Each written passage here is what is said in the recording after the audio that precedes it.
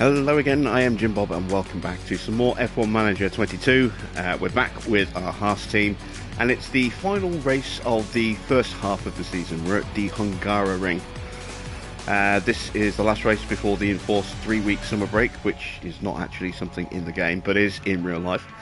So let's jump in and take a look at what we've got ahead of us.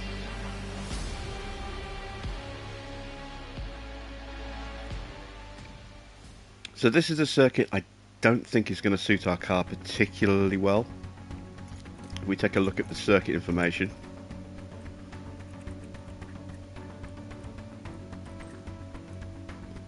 you can see we've got quite a few low speed corners, which is probably the weakest part of our car. There's only a couple of high speed corners, a few medium speeds. We're not too bad on medium speeds. A lot of flat out sections where we're on full throttle. I see that's the purple. That long straight is going to be the best chance for overtaking, really. This is a very tricky circuit to overtake on. There are a couple of spots where we can maybe sneak a couple of overtakes in before the start finish straight or just after the start finish straight. Turn 1 is obviously the most likely for overtakes. Also maybe turn 2 as well. Well, technically I suppose turn 3, which is the second red hairpin type corner. If we can go side by side coming out of there, then we might be able to get one up into the little green left hand flick. That's a potential overtaking spot as well along that straight. And then beyond that, really the maybe the final sector, we can get an overtake done into the right-hander, leading into the tight twisty section just before pit entry. So yeah, there's a couple of places where we might, if we're lucky, be able to pull off an overtake. I think we'll struggle because they're not the best opportunities. They're more opportunistic if someone makes a mistake or if we get a really good run and someone gets a bad exit to a previous corner. But essentially I think most of the overtaking is going to happen on start finish straight. That is generally what happens at this circuit in real life. It's not my favourite. I'd be quite happy to see this one disappear off the calendar, to be honest, but I don't think it will. It seems to pull in huge crowds every year, so don't know why. I really don't. So let's take a look at our race targets. Reach Q2 with one driver, finish with both drivers in the top 12. Our qualifying streak, we're almost halfway through that. We need one driver in the top 14. That's easy enough. So let's look at some guarantees. In terms of qualifying position, we're going to guarantee. Again, I don't know if this circuit's going to suit us. We might struggle to get into Q3 on this one, so I'm going to guarantee that both drivers get into Q2. In terms of finish position, that's already set. I don't think we can get fastest lap here. Again, it's not the best suited for our car, or our car's not best suited for the circuit. But we are going to do a finish position streak. Coming up after this, we've got Spa and then Monza. So 2 circuits that should favour our car a little bit better. So with that in mind, we're going to go for both drivers in the top 12 for the next 3 races. So that'll cover us a little bit for this race, and also we should do quite well in the next 2. So let's go with that. And I think that's everything we need to look at before we get started. So let's just check the car builds.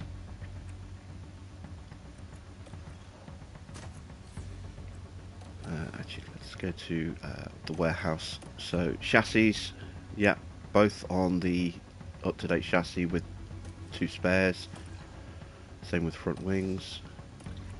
Side pods. We've got new side pods that'll be ready after this race.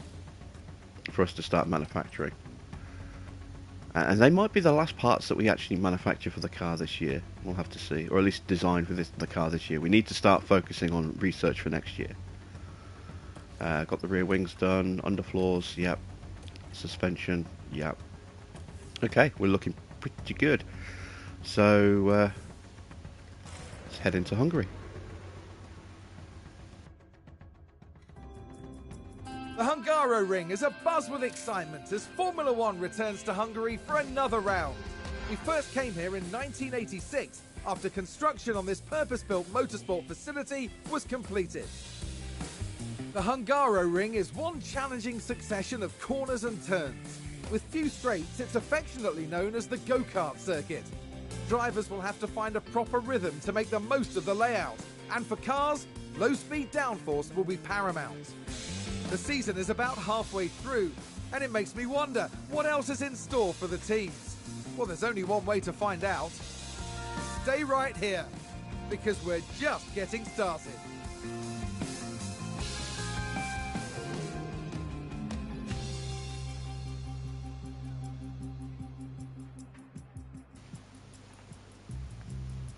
How you doing, Mr. Water? How you doing, Jeremy? Good to see you both.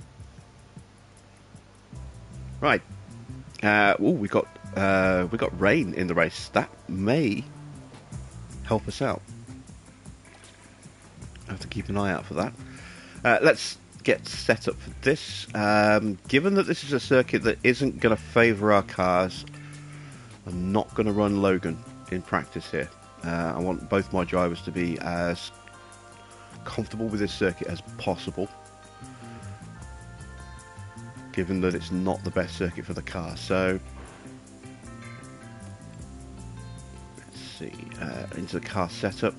This is going to be one where we're going to need a fair bit of downforce, I think. So let's start with a 14 rear wing, sorry, and we can work from there. The roll bar.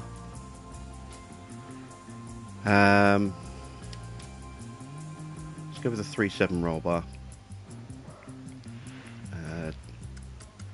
Put a good amount of camber on the car. Just drop the toe a little bit. I'm going to start on a set of softs.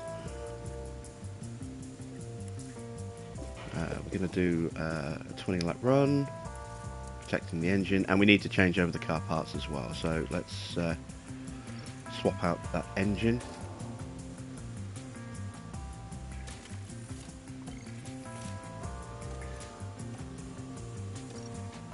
Got potential for maybe more penalties coming up towards the end of the season. I know a lot of the AI are going to take penalties in the latter stages of the season.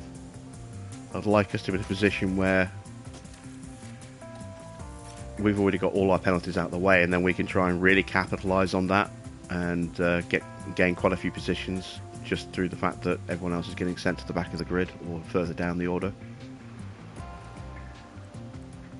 This is not a circuit I want to take penalties at, though. As I said, it's very hard to overtake here, so if we do take penalties, we're going to struggle to make our way through the field.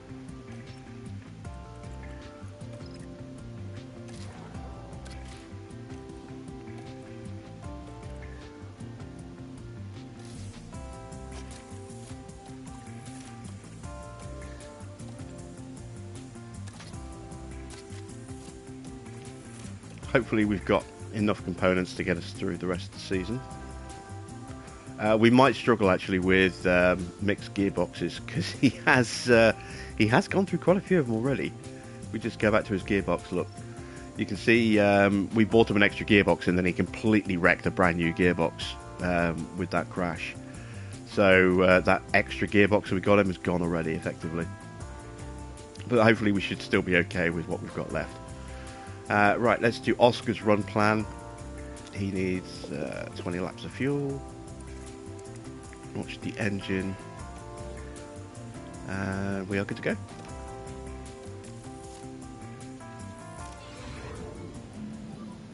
Radio check. Radio check.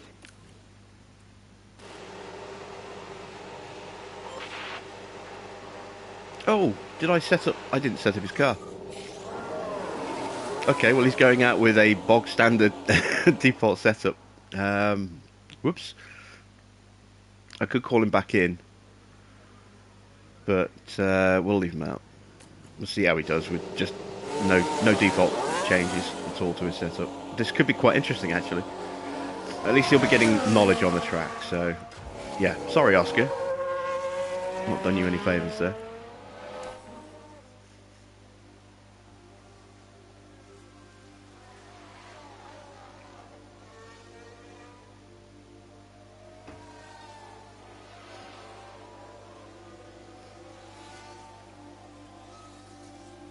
He's still faster than Mick, though.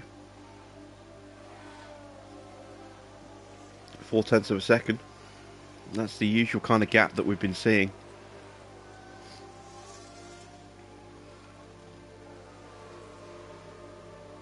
Mick is starting to get his eye in. Gap's down to just 0.2 now.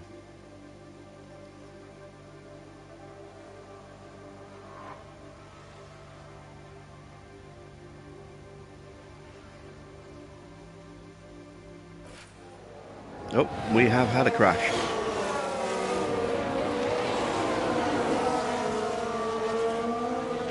Who was it and how bad was it? Yellow have.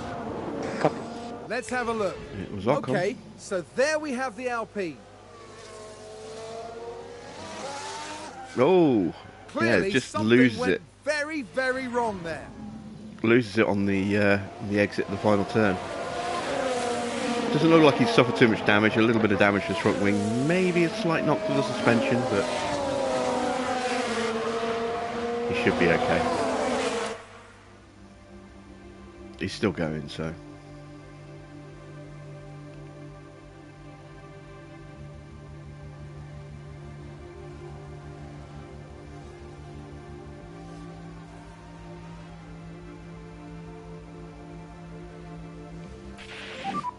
How's the balance? Terrible. The balance is terrible because we didn't set the car up at all.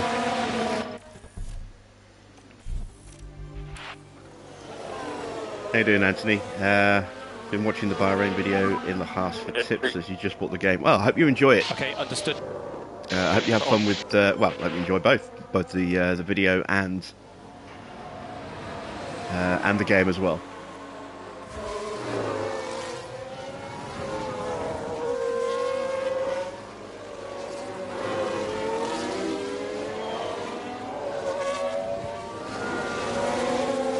Right. Yeah, we did no setup work on this car at all. Whoops. Okay, so we've got some windows to play about with now. So let's go with a 14.5. Actually, let's go with a 15 wing. Front wing needs to change. Let's not go too far yet because I need to change the roll bar. Let's go there with the roll bar. Let's put a lot of camber in. Let's go full lock on the camber. The toe, dial a little bit. Let's give that a go. It'll be an improvement. I don't know how much of an improvement, but it will be an improvement. And we're going to throw on a set of hard tyres, and we're going to run probably to the end of the session. So let's give them a nice, good amount of fuel. Let's see, we're going to have 35 minutes. Let's go 26 laps. And now we just need to wait for Mick to give me his feedback as well.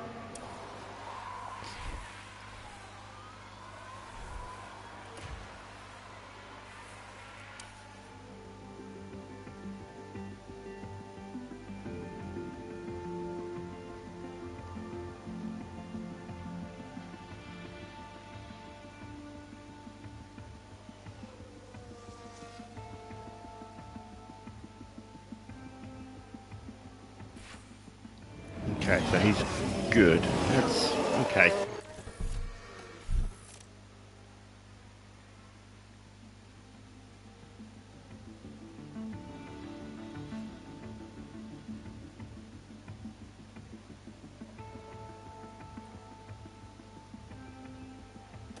All right.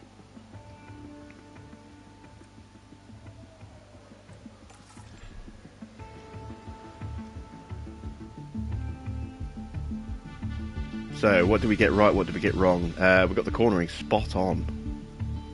Everything else is a little bit of a hot mess. So, let's switch the roll bar. Let's go the opposite way. We'll go as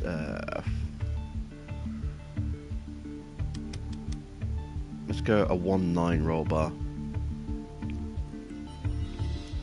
I'm going to push the rear wing to a 14.5. Pull the front wing in a little bit.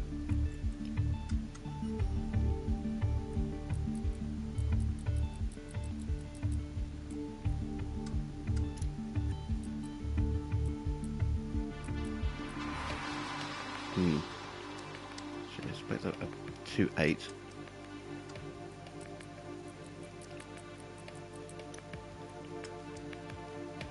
That's not enough of a change on braking stability. Right, let's push the brakes that way instead. There we go. So we've got decent size changes on the bad stuff, smaller changes on the good stuff, optimal exactly where it needs to be. Let's see how that settles in. Again, we're going to run to the end of the session, so let's up the fuel a little bit.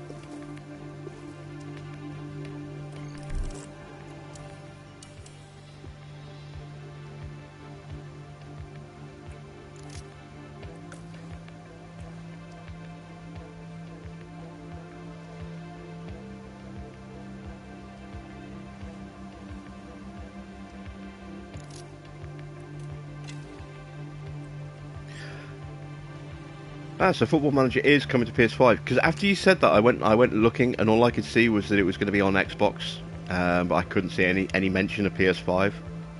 So yeah, if it's coming to PS5, I'll definitely be taking a look at that.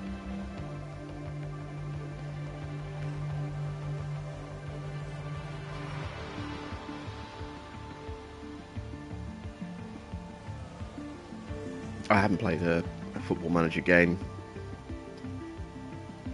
Well, technically, I've never played a Football Manager game. I haven't played a. No. Oh, we've got a lock it from Mick. Let's take a look at the replay. Now, just focus on the HAAS. Oh, he kept it out the They're barrier. forced wide, and they won't be happy at all. Yeah, last The game I played team was are Championship Manager, devastated. and that was. They'll be questioning just what happened out there. At least 12 years ago, if not more.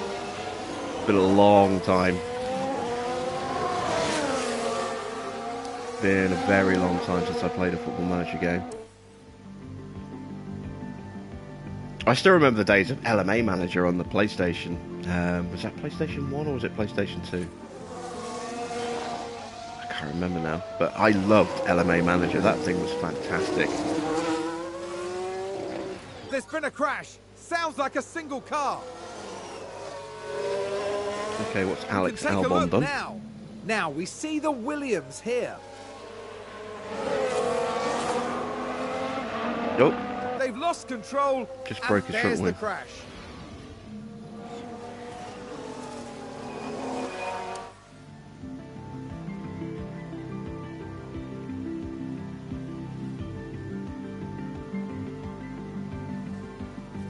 Ruben says, going to buy the game, real F1 fan. I thought you already had a copy, Ruben.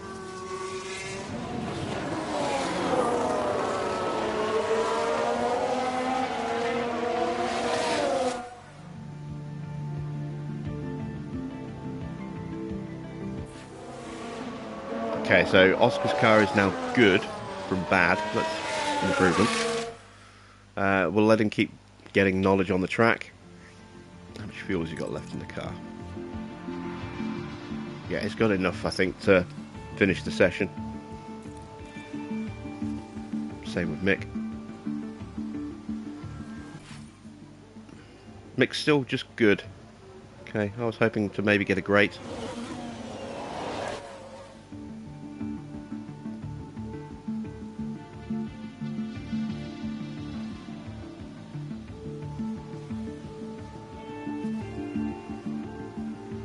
I'm looking at the difference in their track knowledge. It's surprising. It's such a big gap.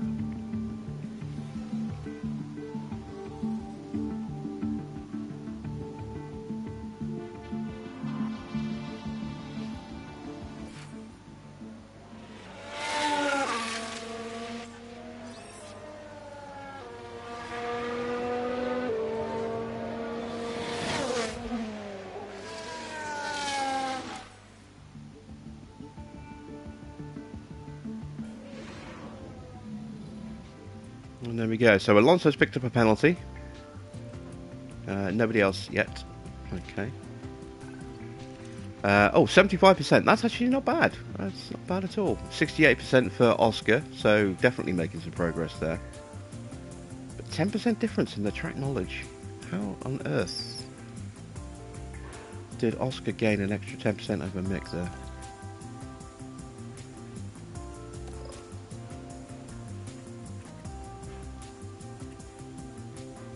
Okay, right, let's take a look at Mick's car. What do we need to tweak here? Rear wing is great. Front wing is only good.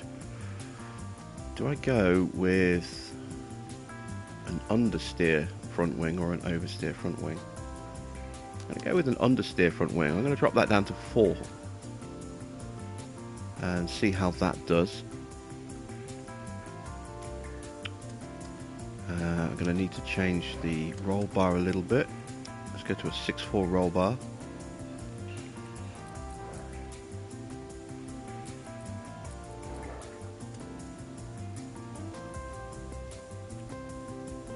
Those changes are a little bit more extreme than I'd like. Let's go back to a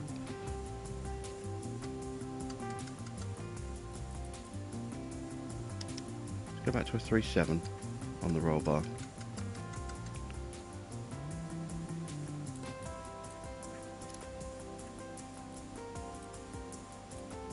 Yeah, let's give that a go.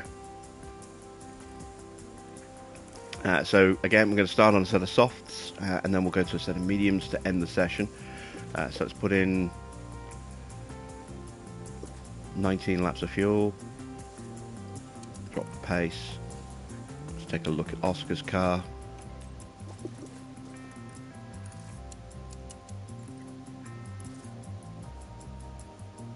Okay, we've still got some bad stuff here. Got the front wing optimal, so that's an 8 on his front wing. Okay. Let's go to a 2.8 roll bar.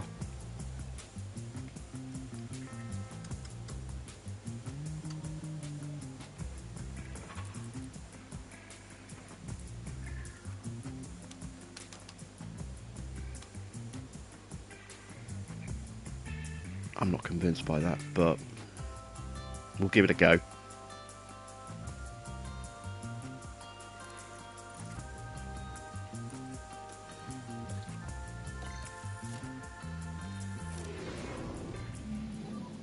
Radio check.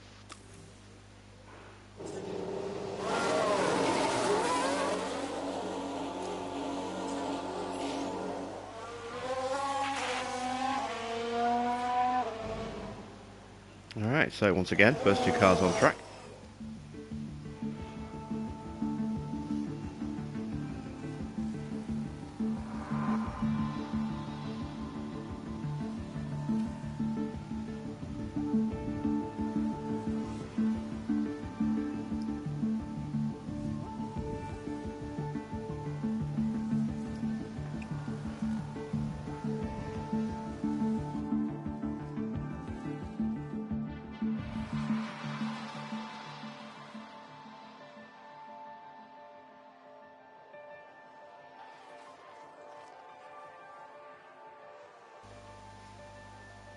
And as always, we're not going to pay any real attention to the timing screens because we're running, you know, potentially a very different fuel load to some of the AI. We're definitely running a lower pace than the AI. It's all about just getting them bedded in. I say it every stream. It's just about getting them bedded into the circuit and the car. The only thing I do really tend to pay attention to is the difference between the 2 drivers. You know, as long as they're relatively close to each other, I know that, you know, they're both performing relatively well. But it's also useful to pay attention to the gap to them at every race as well, so that if you do throw on a brand new part on only one car, say a new rear wing or a new underfloor or something like How's that, the balance? and then you see a difference, a big difference in the gap between the 2 of them, you know how effective, or you get a good idea how effective that part is. So Mick and Oscar tend to run around 2 to 3 tenths of a second apart in normal clear track conditions. See, it's a bit. You can see it's a bit of a mess here right now. As the faster cars are trying to push their way through. But assuming that they normally run, say, 0.3 apart, and then you throw a new floor onto Oscar, and all of a sudden the gap is 7/8 of a second, you know that that floor is effectively worth a half a second gain.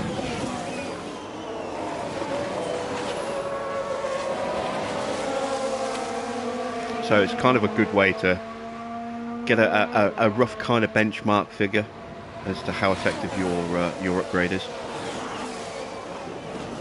Mick's car is still good.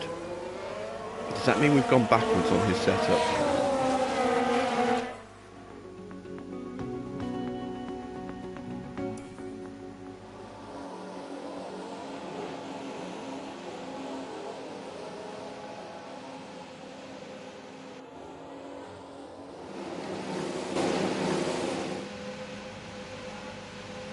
Okay, let's start with Mick.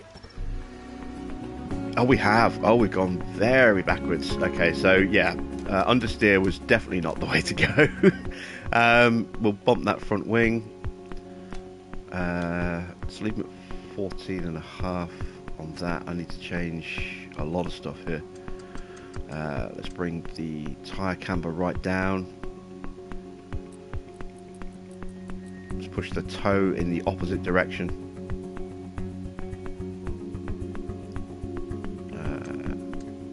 Change the roll bar. I'm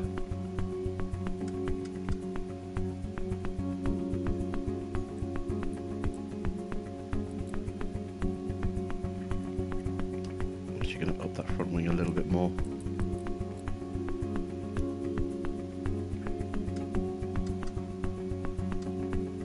Alright, let's see how we do with that. So we'll put on some mediums, we'll run them to the end. Let's see, we're going to have about 28 minutes, so let's put him in with 24 laps of fuel. Oscar's turn. Oh, big improvement for Oscar. There we go, up to 92%. So front wing, rear wing, and cornering are all spot on. So I just need to make some minor changes here without breaking everything else. Let's go with a roll bar change. Go to a 1.9. That gives us a big change to our traction, minor change to our braking stability, and I can fix the cornering.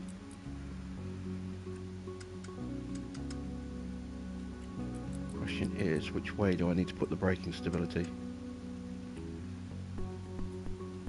I think I need to go that way.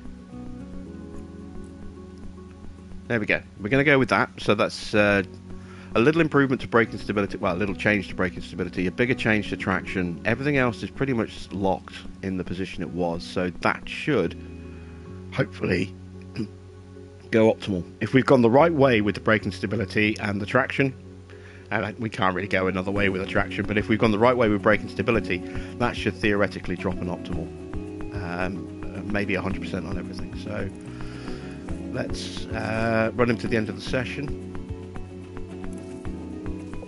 We'll go 24 laps. Let's get these cars turned around.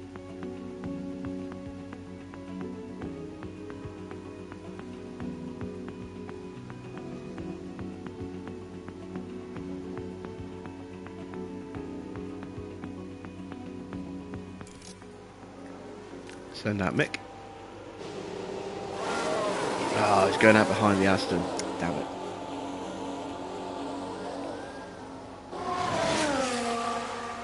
And now I'll send out Oscar.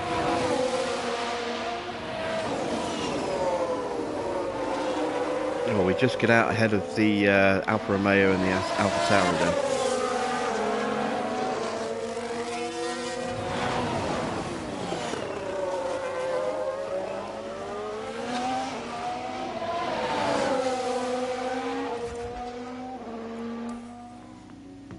Okay, fingers crossed we're going to get an optimal on Oscar.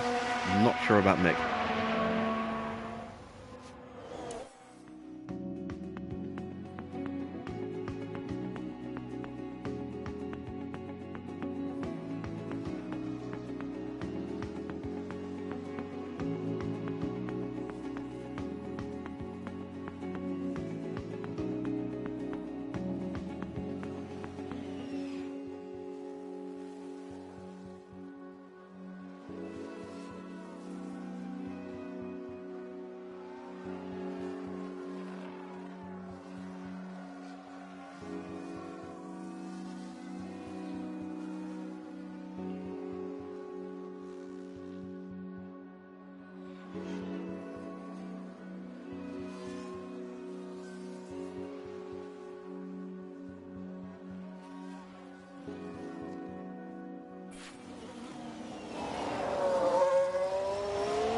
Okay, someone has crashed. Let's see who it was and where it was and what the damage is.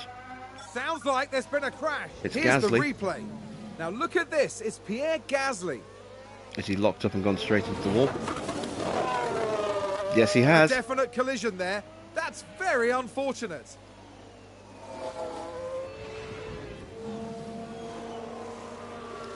Okay, that's not ideal. How you doing, Matthew? You've been looking forward to this episode, have you? What, specifically for this track, or just because you're enjoying the series so much? Or both? Could be both. I hope it's both.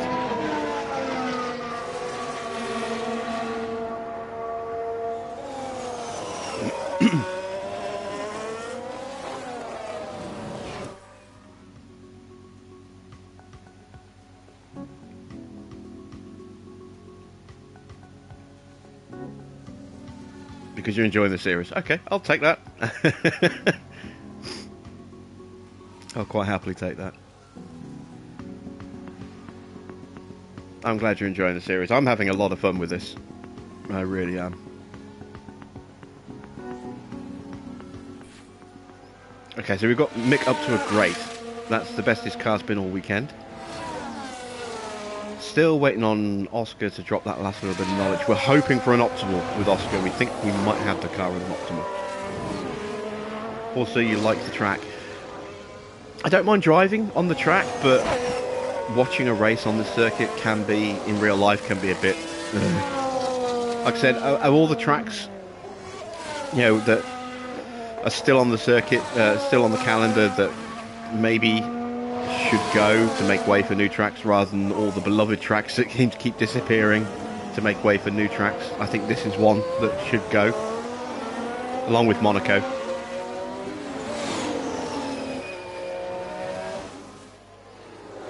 I think those, you know, this track and Monaco have got to go at some point. But the trouble is, let's say, you know, the Hungarian Grand Prix is very profitable. It always brings in a huge crowd, like 300,000 people over the weekend, which is, you know, big crowds, especially for an older circuit. And it's just signed a new deal recently as well, so it's going to be around for another several years at least.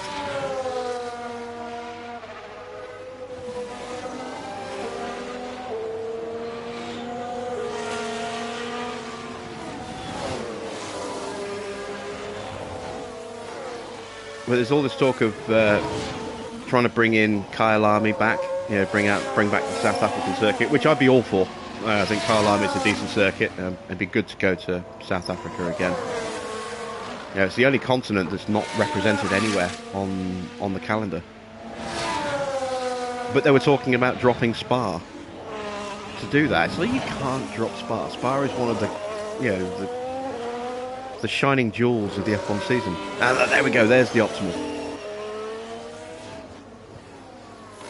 Spa is just a fantastic track. You can't get rid of Spa.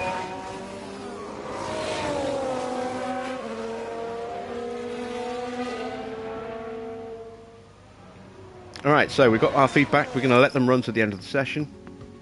Just get that extra time on track.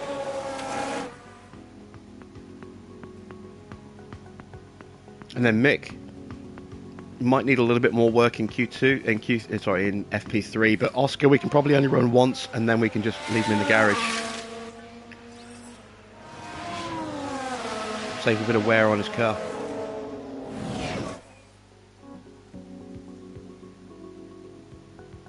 Spa is the best track ever.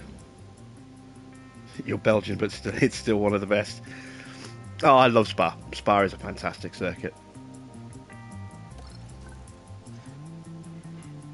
Okay, we're at 90% with Mick. That's pretty strong. Oscar's setup is 100% perfect. That's exactly what I was hoping would be the case after those changes that we made. So, yeah, Oscar's just going to run once. Just to get up to 100%, and then he's going to sit in the garage. Welcome back to what is proving to be an exciting weekend of Formula One racing, with practice coming to a close today and qualifying set to follow. Ahead of the race tomorrow, the teams will be putting their practice data to use and making sure that their drivers have the very best chance of setting a lap time that will edge out the competition in qualifying. Drivers may know a track inside and out, but unless they have the setup to complement their ability, their efforts may be for nothing. You're going to want to join us for this, folks, so fasten your seatbelts. Anthony has started a playthrough with Aston Martin. Good luck. The car is terrible. The driver lineup is decent, but the budget's good. So you've got a lot of money to play about with Aston Martin. Some of the staff's pretty terrible, but you've got a couple of decent race engineers, which is always helpful. Right, what do we need to change on mixed car? Traction. Okay, so let's go with the 1.9 traction. Let's see if we can pull in some of these changes. We need to go with a bit more oversteer, I think.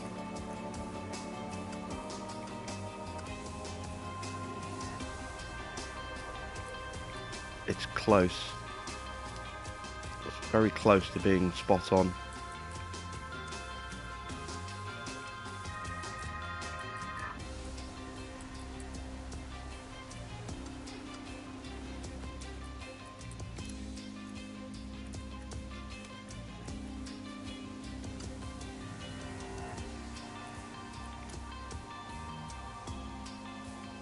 I think that might be as good as we can get it.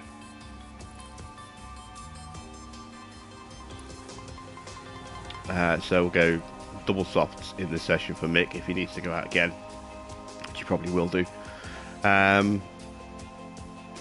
Let's go with a 20 lap run. Driving options, protect the car.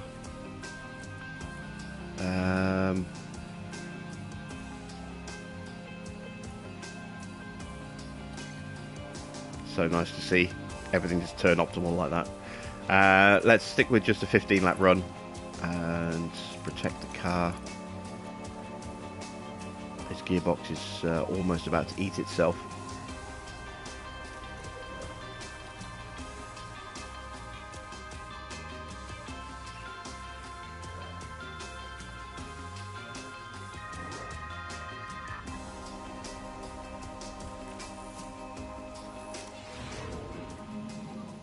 Radio check. Radio check.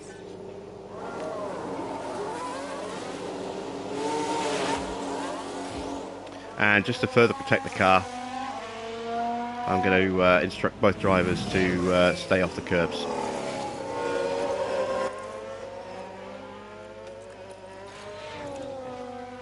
I should have done that in the earlier sessions as well, but never mind. There we go. Right. So that'll slow them down just a little bit, but it will avoid the curbs. It will prevent impact damage to the gearbox, the engine, the ERS, etc., etc. So Colin agrees that with Spa, do miss the old bus stop section. It was so quirky and iconic. I prefer the new one. It flows a lot nicer. I mean, the old bus stop, yeah, it was quirky. The kind of really slow left-right chicane into a right-left chicane, but it just seemed a little bit unnecessary to have a double chicane like that.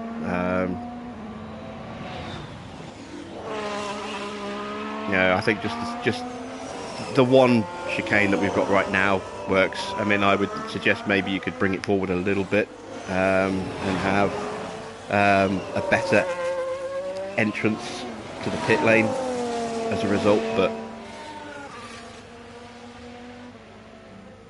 yeah, I prefer the current layout to the original. Well, I say the original, to the older version of the bus stop.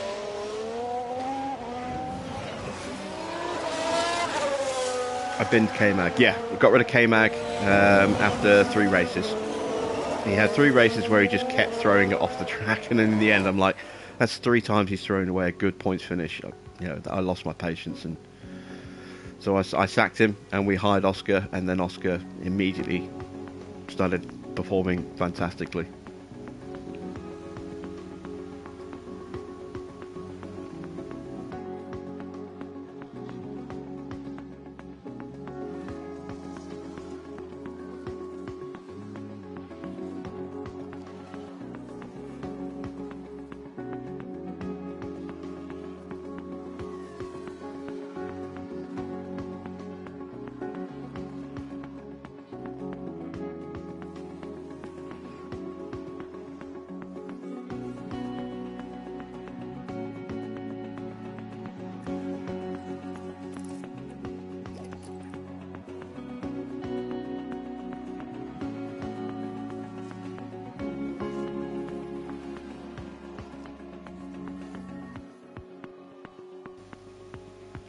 Okay, we're almost at the end of his run.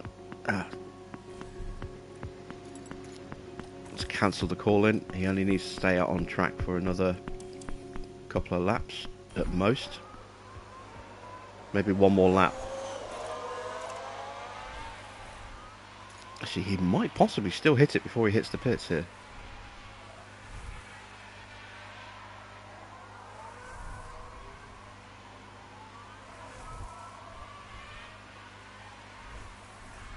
No, he needs that one extra lap. Okay, so we'll call the car in now. There we go. There's 100%. I knew it as soon as we crossed the line. I knew it was going to drop. So let's get Oscar in. That's him done for this session now. His car is perfect in terms of setup. He's got full track knowledge. We just need to work on Mick.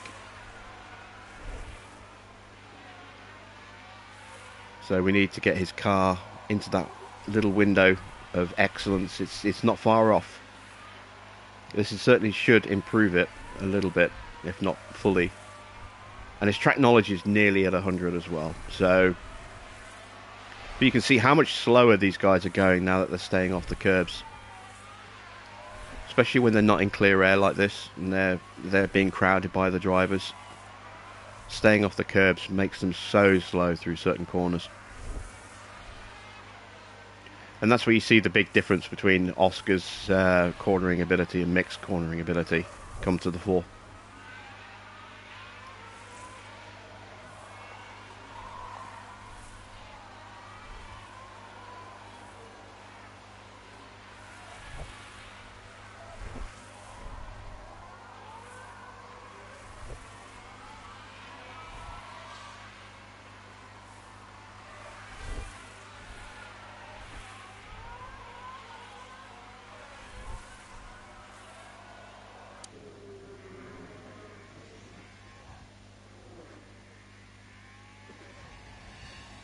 So if we ride on board, you get an idea of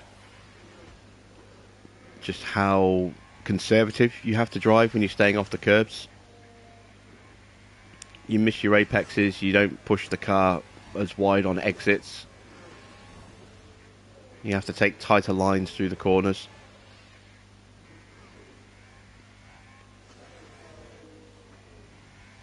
So instead of letting the car drift fully out on exit, you have to hold it in a bit tighter, which obviously means a slower run through the corner. But it is protecting that little bit of damage. His gearbox is about to completely digest itself, so I'm hoping that we can get him perfect on this run, and he's not going to have to go out again, because I don't know if the car will last if it goes back out again.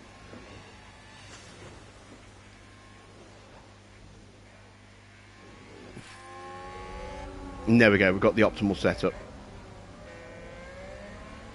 Oh, we've got a yellow flag in Sector 3. One of the Alpha Tauris has binned it on the final corner. He's up and running again. Just had a spin. It's Yuki. Let's see what happened there. Now let's look at this. The focus on Sonoda. They lose it there. That's the spin. Oh, he kept it at the wall, just.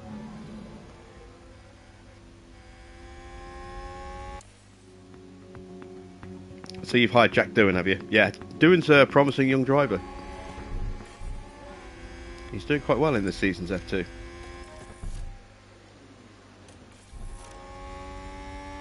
One more lap for Mick. Should get him to 100%.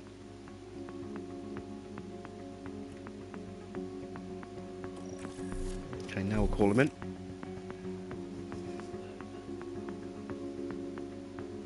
You reckon I could get Stroll for next season? Yeah, it's not going to happen. I could get him now if I wanted to, but I'm not going to. I don't want Stroll anywhere near my team. I don't think Stroll deserves to be on the grid.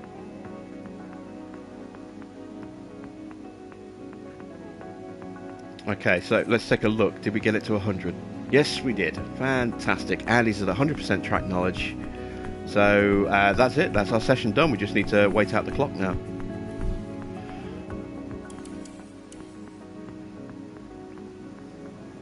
What about Bottas? Bottas is a good driver. In this game, he's potentially a little OP. But he's very expensive. 17 million a season. And he's in his 30s. You know, he's a driver who's not going to be around for a huge amount of time left. You know, he's only got another few seasons in him, I think, before he retires.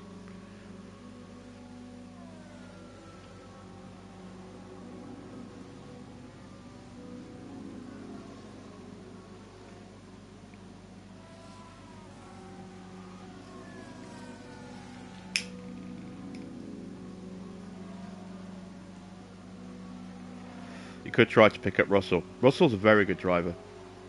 He's also quite he's not the most expensive driver, but this team's going to have to be a lot better to persuade him to leave Mercedes. Not just in terms of our results, but in terms of the facilities, the position in the championship.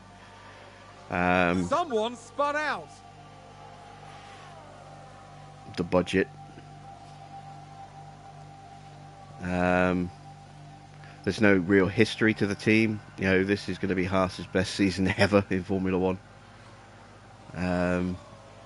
Assuming we carry on the way we've been going in the first half of the season. I mean, we've secured 2 wins. Haas have never come close to securing a win.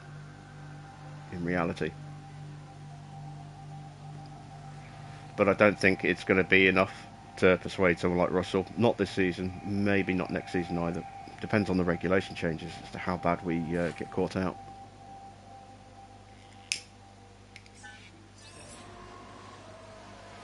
Could go for Ricciardo. I mean, Ricciardo is about 10 million a year. Again, he's a driver in his 30s. He's not having a great season in this game. He's consistently about half a second behind Norris. It's a lot of money for an aging driver. And there we go. Practice is done. Very successful practice for us. So now we go to quali. So let's swap out those dodgy car parts.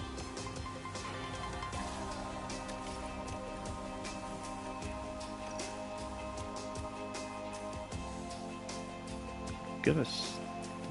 It's on the verge of eating itself. Well, not eating itself, but losing some damage. So we'll switch to the newer component.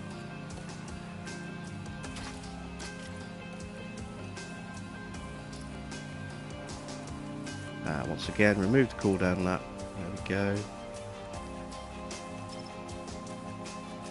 Oh, that gearbox at 20%. If that got 1% lower, that would have basically meant next time he pitted it, he would have to change it. So that gearbox is pretty much toast now.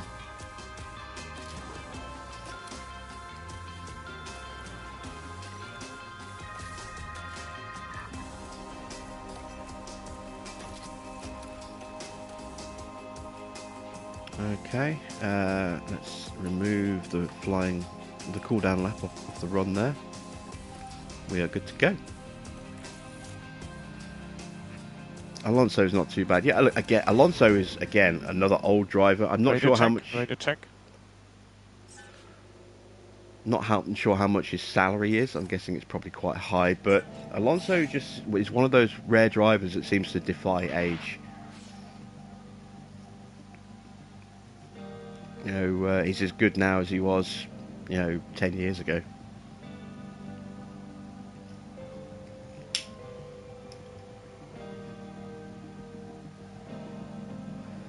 And where he's lost a little bit of his raw speed, he's certainly gained a lot more knowledge and experience. He's kind of like a really good midfield maestro in a football team that's getting towards the latter stage of his career. They lose some natural pace, but they gain so much in their knowledge and vision that they can position themselves so that it doesn't impact their game in any way. They lose that raw speed that they have, but their positioning gets so much better.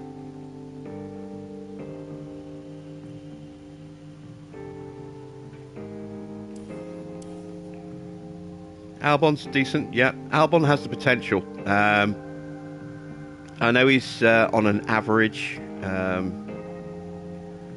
experience gain, but I did see a live stream of the game in the future, multiple seasons in, that Frontier put out. Not Frontier, yeah, Frontier. A couple of months back now, and Albon was up to a 90 and a multiple world champion. So yeah, he's definitely a driver who's got the potential to go all the way.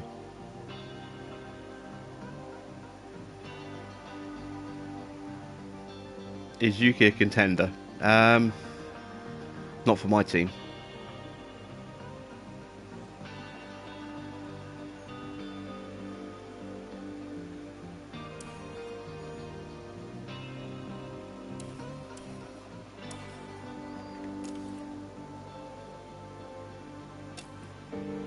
Okay, let's send the guys out now.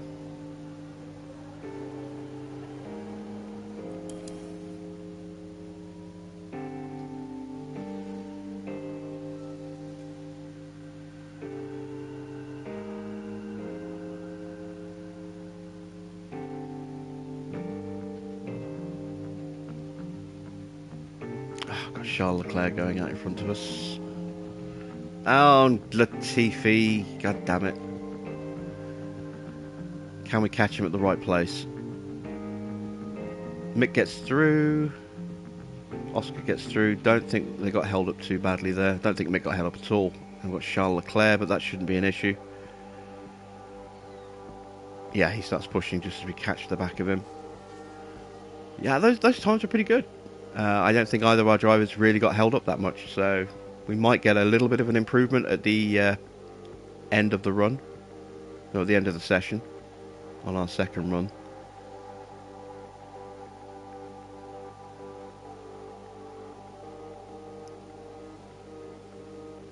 Oh wow, look at that train there. Someone's locked up.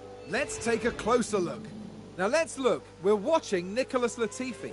They've locked up, but that could have been much worse. Go Latifi indeed. Yeah, he's another driver who is not going to be on the grid next year. And it may have really hurt their overall chances. Look at that cluster. You've got Gasly, Bottas, Ricciardo, Tsunoda, all vying for position, and I think they had Vettel in front of them as well at one point. Yeah, that was a bit messy. Right, let's reconfigure the car. Keep the same tyres on. There we go. Tyres chosen. Even though he makes a lot of mistakes, Ocon does have a good tyre smoothness rating. Yeah, I think Ocon, if you can improve his control rating, Ocon's definitely a driver who's got the potential to go all the way in this game. And having a really high smoothness rating does mean you have a bit more flexibility when it comes to tyre strategy. Because he's very good on his tyres.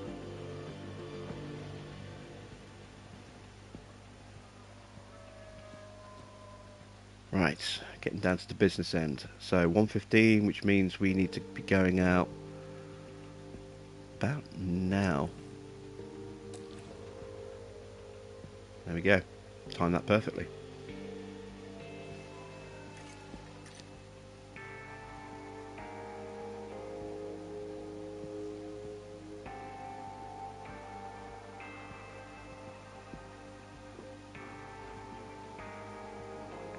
Mick might give Joe a little helping hand here without meaning to.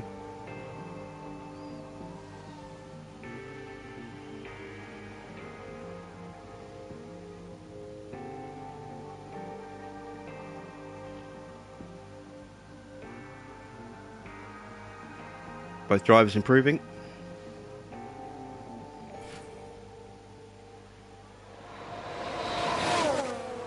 A few hundredths here and there for both drivers.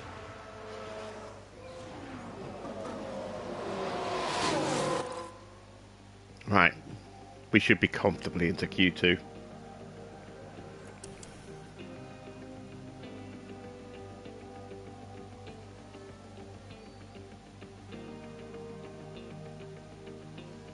Well, Ricciardo knocked out again.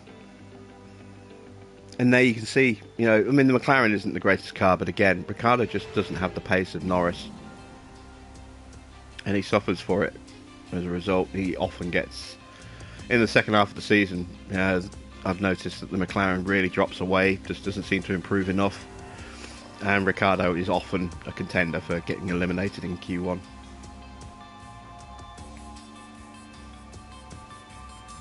Right, let's see, we're going to go with the same tyres for our first run.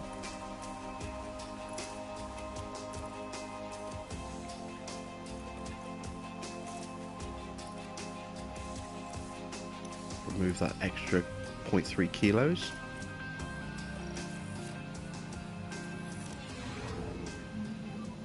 Radio check.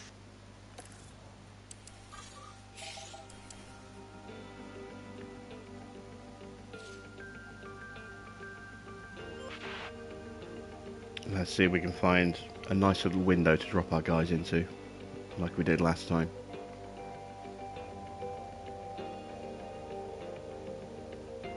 I could have sent them straight out by the look of it.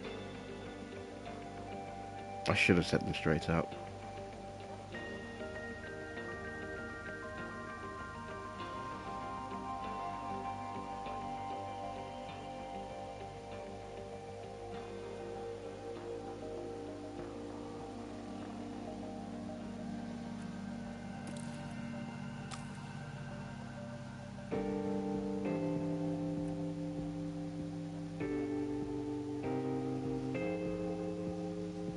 Okay, I've dropped them into some clear air.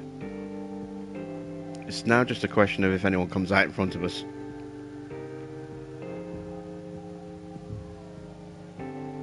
Looks like we held up Gasly ever so slightly there. He'll pull out the way. There we go. Ah, god damn it. Both the Alpines came out and they've ruined both of our drivers' laps.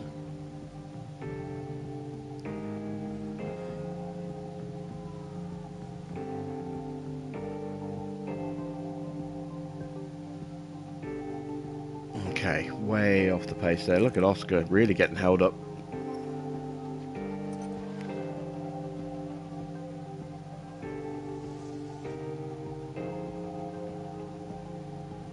So, fresh set of tyres. We're going to go at the front of the queue. Just in case there's an accident. I don't, because we've got such a bad time, I don't want our drivers to get penalised if something happens. They've got the pace, both of them, I think, to get into Q3, so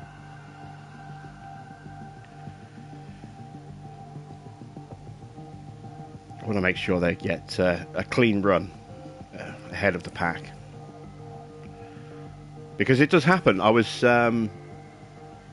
started a McLaren file last night, and at Jeddah, I set my drivers out first in Q3 at the end of the run, and somebody wiped out, knocked out. No, it was Q2. Sorry, it was the final run of Q2, and I sent my drivers at the head of the pack, and then Hamilton spun and got wiped out, and one of the Ferraris ploughed straight into him as well.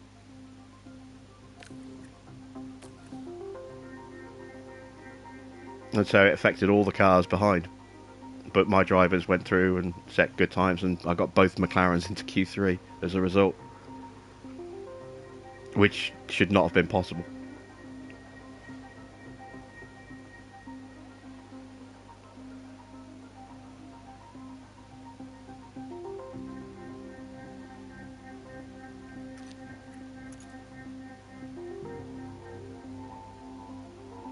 Alright, improvements in the first sector.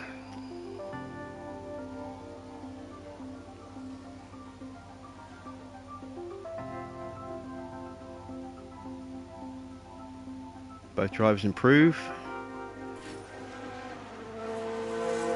Is it enough for Mick? Mick is on the bubble.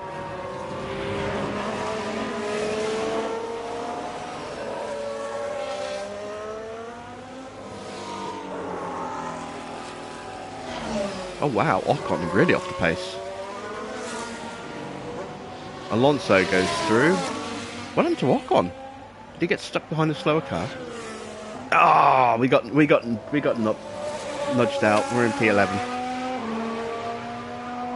Who was it who jumped us?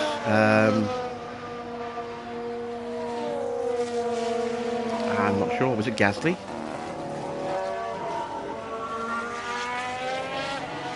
Okay. I didn't think we could get both cars into Q3, but we're pretty close.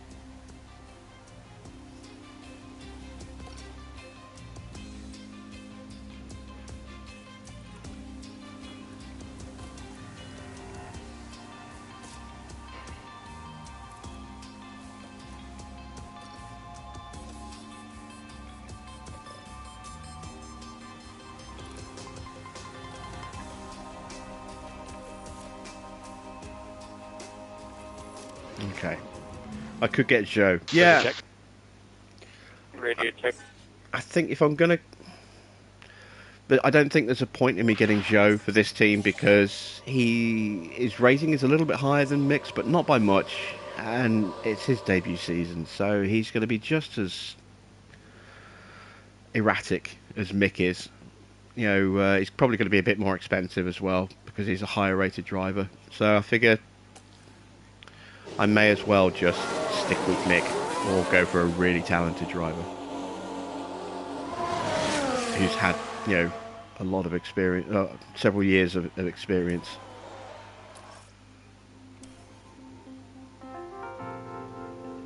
And that is the question, which I'm still mulling over. Do I keep Mick when his contract expires and re-sign him? Or do I find another driver, someone like Gasly, to take his place?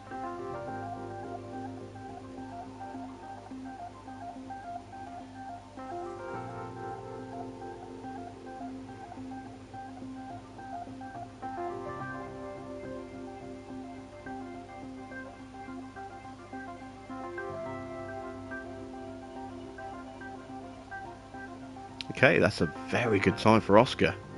Very good time. Look at that. Look how close we are to Sainz. And we did that on scrubs. And Sainz did that on brand new tyres.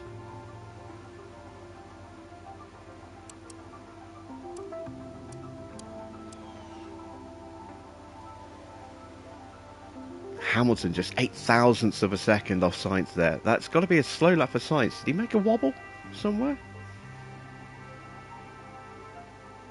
Maybe not. Perez is...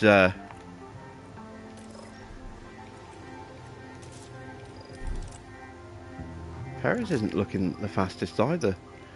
Are we really going to be qualifying that high up the grid here?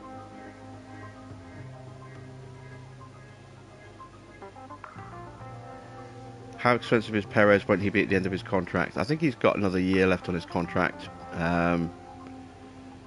Oh, there we go. There's a bit more competitive times. But he'll be quite expensive. He's a Red Bull driver, so he's going to be expensive.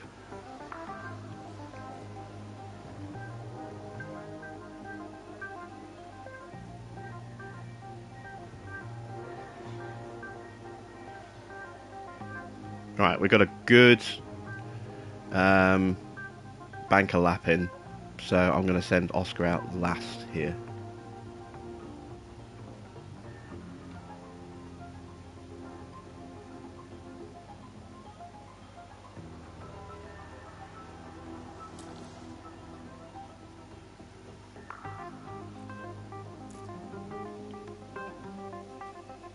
I don't think we're going to get Hamilton. I think we'll be lucky to hold off Perez, but I don't think we've got enough pace to challenge Hamilton here. So we're looking at P5, P6, which is still better than I was expecting for this track. Why don't I scout him to see his price? Yeah, I might do. Oh, Russell jumped us. Okay, so maybe we're looking at P7. We've got an improvement in the first sector.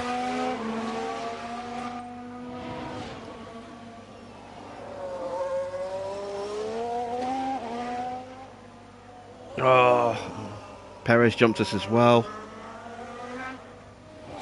It's close. It's just 36 thousandths of a second to Perez.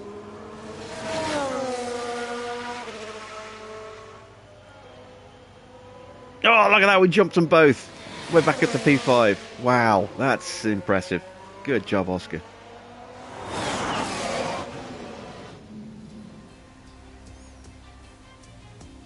That's amazing. Our pace is a lot stronger here with Oscar than I was expecting. So that fills me with confidence for the race. Race day has arrived and the time has come for these drivers to fight it out wheel to wheel. HAAS proved quite resourceful during qualifying. That puts them in a very good position to make the most of this race start. We saw a reasonable push from Mercedes in qualifying, and they'll have plenty of opportunities here to achieve a great result. And the clouds today look very ominous, which means that teams may have to contend with rain at some point during the race. And we're 70 laps away then from the conclusion of this Hungarian Grand Prix. And each and every one of them is sure to be thrilling. Well, let's not get too excited there, Crofty. I don't think every lap's going to be thrilling. Not at this circuit. Right, we do have rain to contend with. So let's take a look and see when it's coming and how heavy it's going to be. Well, our forecast is not showing rain.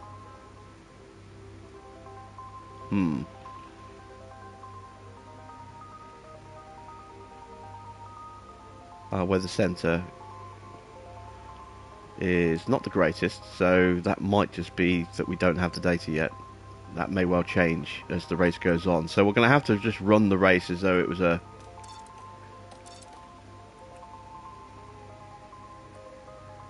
typical race. We'll go with that one-stop strategy for Mick. Oscar, I might go with a two-stop. Again, we've got the potential for rain to pop up.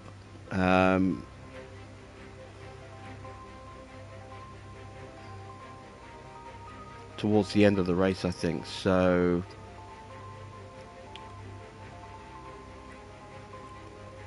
I want to start him on softs, ideally, just to get him right up there. Soft, medium, medium. Yeah, that's what I was thinking. I'm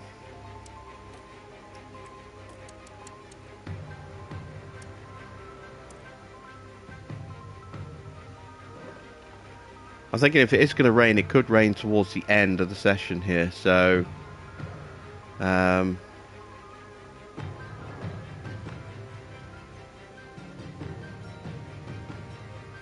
this is a bit of a risk.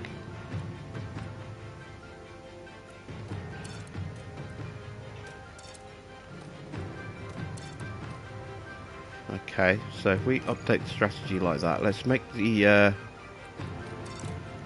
strategy the same as mix for a second and just see what the time difference is. So that strategy is 12 seconds faster. It's a bit more marginal on tyres. If I go with that, that does give me leeway to push harder on the tyres if I need to with Oscar. Plus, I should be able to run with the faster drivers at the front.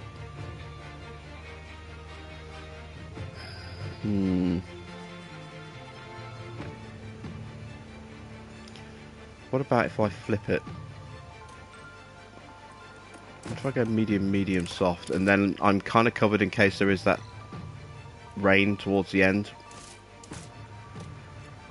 And this means we've got a chance at fastest lap as well.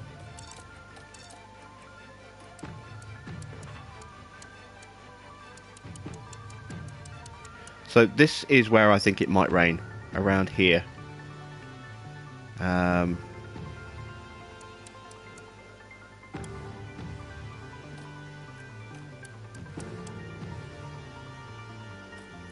See, this does give me the option to really push the tyres hard like that, and that actually works out quicker and still gives me a bit of cover for the rain.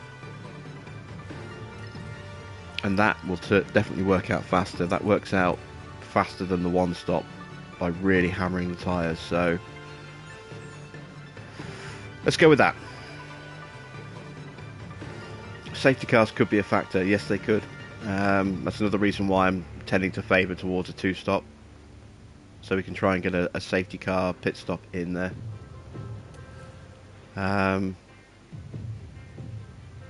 Yeah, we're going to run with that. In terms of fuel, I want to overfuel the cars a little bit. Just add an extra couple of laps of fuel in, so I can really push them hard on fuel. Actually, I don't need to go that much. I'm just going to put one extra lap of fuel in.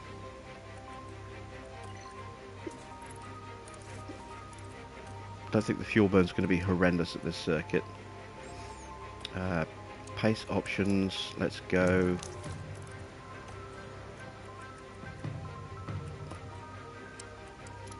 Like this. Actually, we want him on full attack. Mick, we need to protect his tyres a bit more. And Mick is promoted up to 10th because of Alonso's penalty. The drivers have now taken position on the grid, and it's looking like a cloudy day. Let's take a look at HAAS. A top 10 position today, but will they be able to capitalise on it? And it's Schumacher as the second driver today. They're in the front half of the pack, so there's plenty of potential for them. Will their hard work pay off today? This is it, the Hungarian Grand Prix.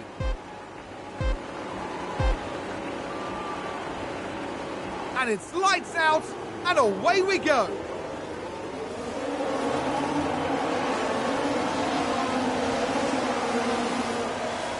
Alright, not a bad start for Mick. He hasn't lost a place yet. Chance at going around the outside of Gasly. Piastri's lost a place to Russell. He's got it back again. Can we get the inside run here on Gasly? Keep it up. Yes, we can. Can we hold the position? Yes, we can. Beautiful. Good start for Schumacher there. HAAS with an overtake there. Piastri. Oh, look at that lunge. I was just about to say he's all over the back of Sainz, and then he just threw the car up the inside. That was fantastic. Yeah, good job, that's one.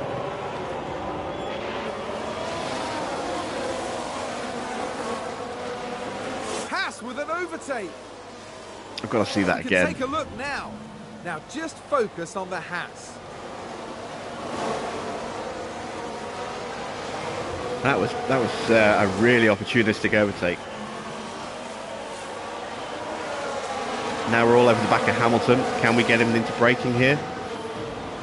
Nope. Is that a new race position for HAAS? Schumacher's moving up as well. He's just got past Bottas. He's now on the back of Perez.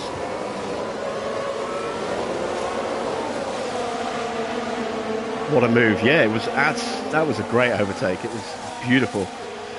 Got a run on Hamilton here. Maybe outbrake him around the outside. Can we get the traction? No, we can't.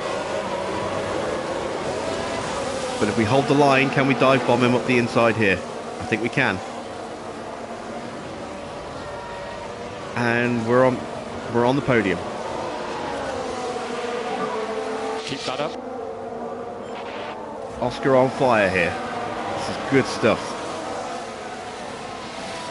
Let's take a quick look at Mick.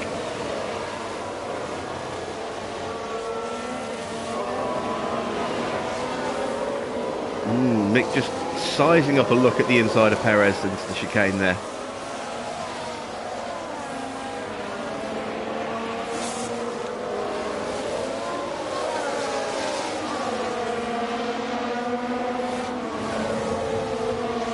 I'm hoping we can drop Bottas quickly as a group. I don't want Bottas in the mix here. Oh, nearly got the move done. Piastri has already dropped Hamilton.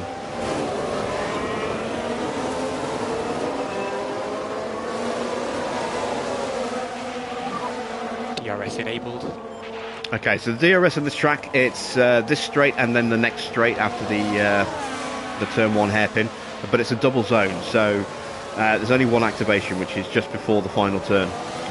You hit that activation coming across the start line, and then it's the same activation for the second zone as well, just one detection point. A bit like Canada and the DRS on the back straight, going on to the start-finish straight. Schumacher around the outside of Perez. Good job. That's a great move. Good job. Oh, missed it. Perez is in second. Piastri's in second. I completely missed him overtaking Leclerc there.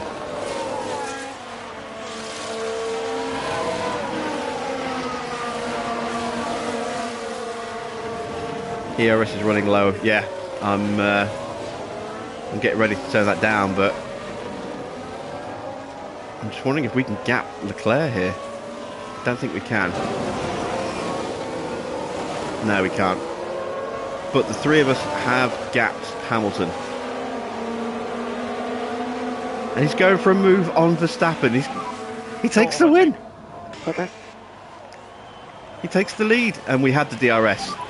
And we'll have it on the next straight as well, because there it is. Because, like I said, it's a double detection, a double zone off a single detection.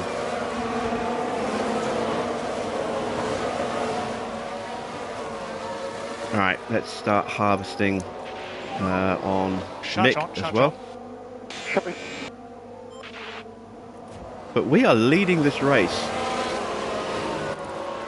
You know what? I'm going to go full deploy here with what little battery I've got left. I want to see if I can gap Verstappen.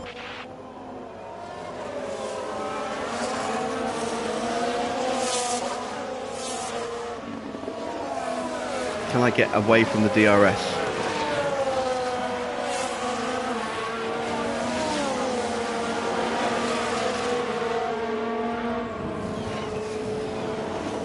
Piastri is an absolute animal at the moment. Yes, he is. And it's fantastic to have such a talent driving for me. It really is.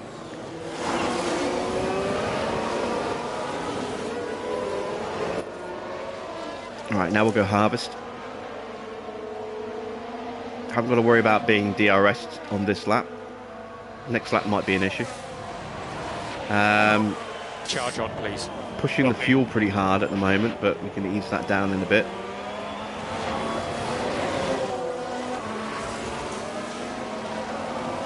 Yeah, Piastri got the DRS on Verstappen and is now within 1 second of Piastri. This is what I expected.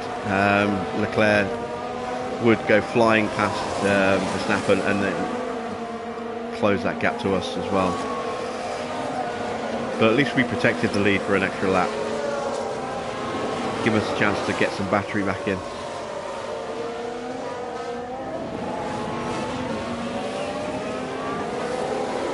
Alright, let's calm Mick's fuel burn down a bit.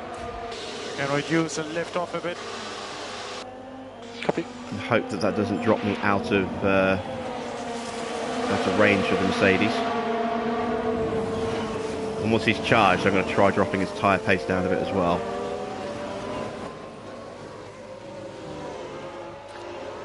I'm going to cool down Piastri's fuel and tyres at some point soon as well.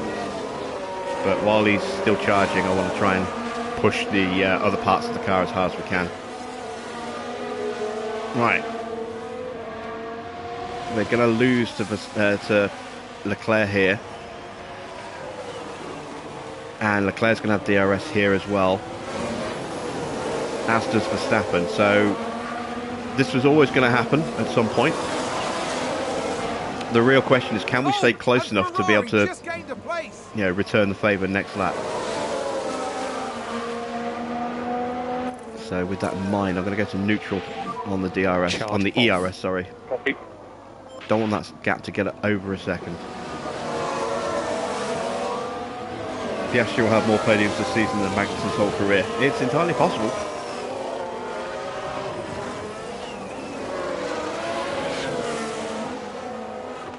He's got more wins already.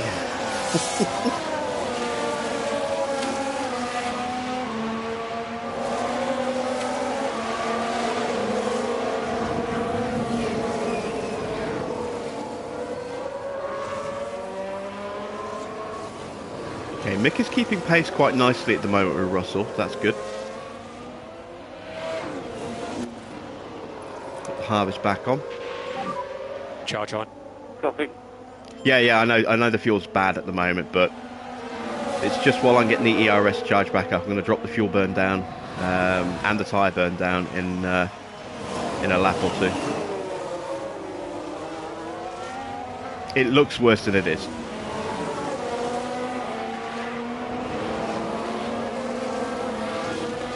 Oh, Piastri just diving up the inside under braking. Good lad. Alright, now we're going to drop the fuel. And now we're going to drop the tyres. Now that we've got the lead, we don't have to chase. We can control the pace. HAAS with an overtake there. And you'll see that 6 lap deficit drop quite substantially.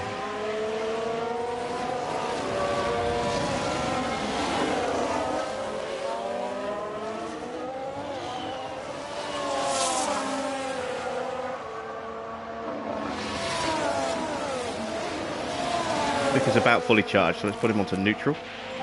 Let's check in with Mick actually. Please. Yeah, copy. Russell is about to be dropped by Hamilton. So we've got the chance here to... Oh, hang on, yellow flag, yellow flag. Please don't be Piastri.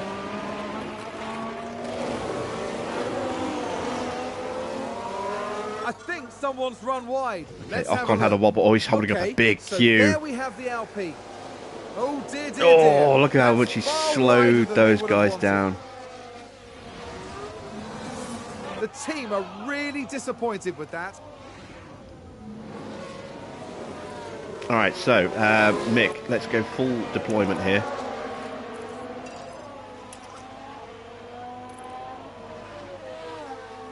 I want to get past Russell. I was hoping he'd be brave under braking. And push onto the back of Sainz.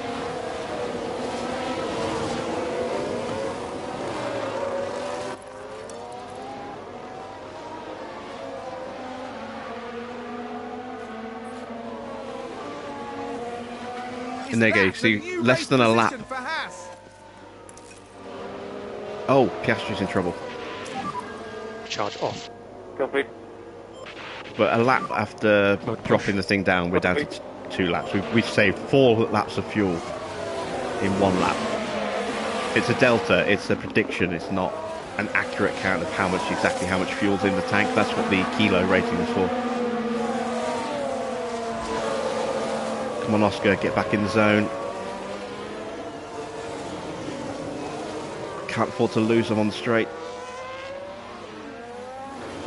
It's going to be close. Don't think we're going to do it. Oh, we got it. We just got it. Okay, so let's go back to neutral. Fastest lap for Mick.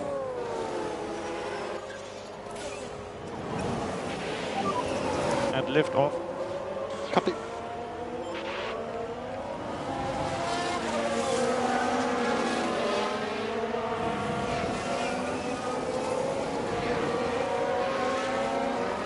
Okay, so as long as we can hold on to the back of these two, there's a chance that we can now pull away from Russell. Hamilton's in front, it's less likely, but if Sainz gets back through again, then it's very likely. Piastri all over the back of Leclerc right now. I don't need to push really hard for the to take the lead. I can just sit here behind him like this. Protect the tyres, protect the... In fact, what happens if I do that? Can I stay with him? I've got the chance here to convert Piastri to a 1-stop. And then maintain track position. That might be something that we do. Let me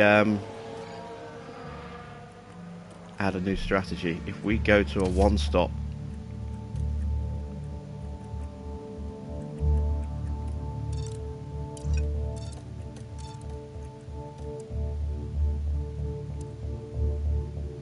we're gonna have to really be careful with the tyres at the end of the stint.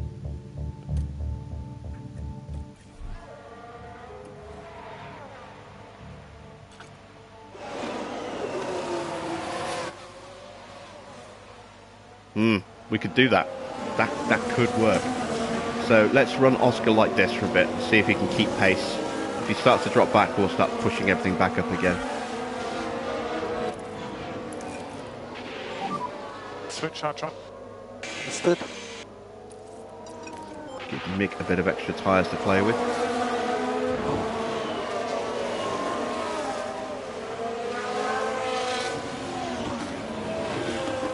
If Oscar can stay nice and tight to the back of these two on this pace level, I might even drop his tyre pace down even further. But I want to run him like this for a lap or two. Just make sure he's not in danger of being dropped. There's no point starting to save stuff to then drop out the window and then have to push really hard to get back into it again. That's counterproductive.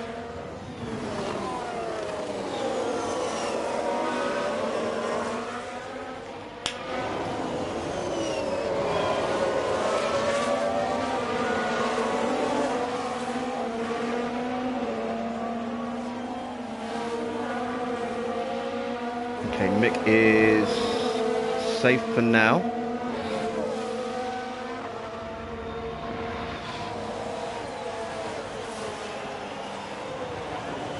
He doesn't quite have the same raw pace as Piastri, so he is a bit more risky on this strategy. But I do want to save his tyres just a little bit. I could drop tyres by 1 and increase fuel by 1. I could, yeah. But I do want to have the fuel to push a little bit later if I need it. So I'd like to build the fuel buffer back up a little bit more if I can.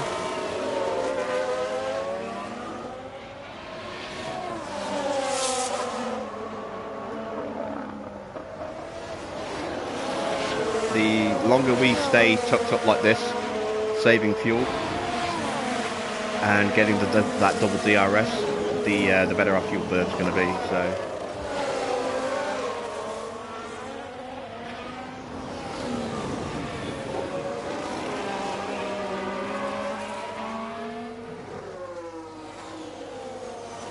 this is the iffy part of this strategy, just the last part of the lap.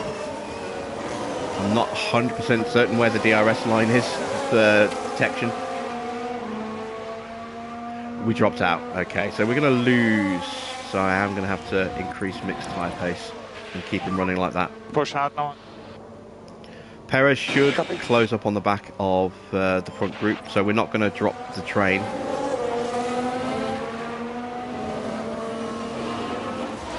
Red Bull moved up.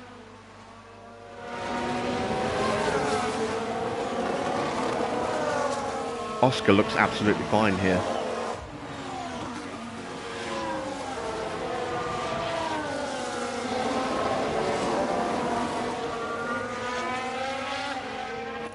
I am going to push his fuel a little bit just to get back in to a comfortable window.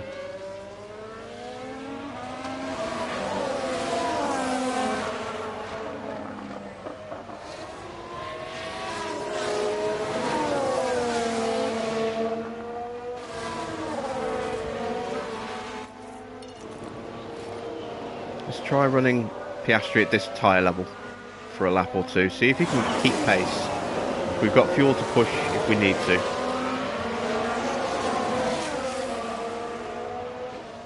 Suggest that if Piastri is in DRS in the last sector, you could drop tyres for that sector and increase again. Well, hopefully we're not going to need to.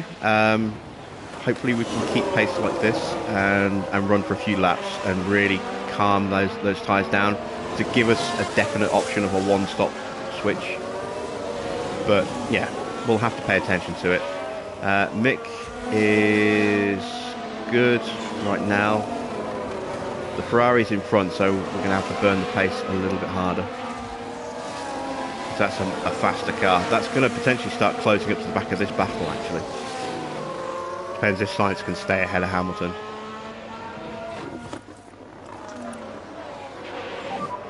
Save fuel. But right now, Oscar's doing okay. It's just this final sector that I'm a little concerned about.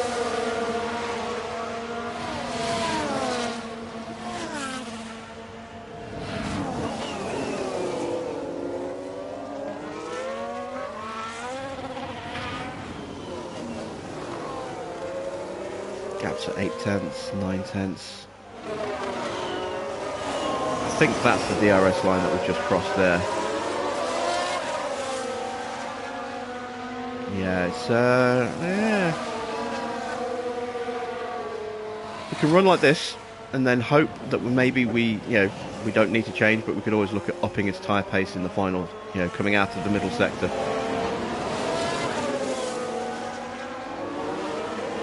With those two leapfrogging, there's always going to be one car that doesn't have the DRS. It says we're at 1.3, but we're not. There we go. Sometimes the splits, the interval timing doesn't work very well. I am going to have to up his tyres a bit. If you've got some margin, try to increase the pace a little bit. Copy.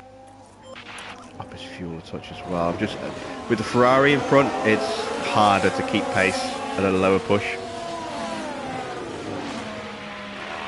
The Ferrari is just so fast. And this is the section here where we struggle, going through those turns there into the third sector.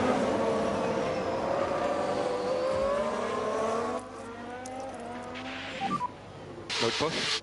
Copy.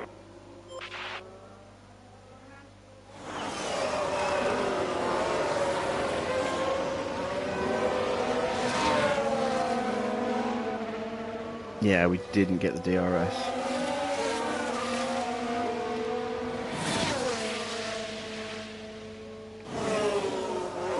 Okay, the inherent pace problems of our car are starting to show a little bit.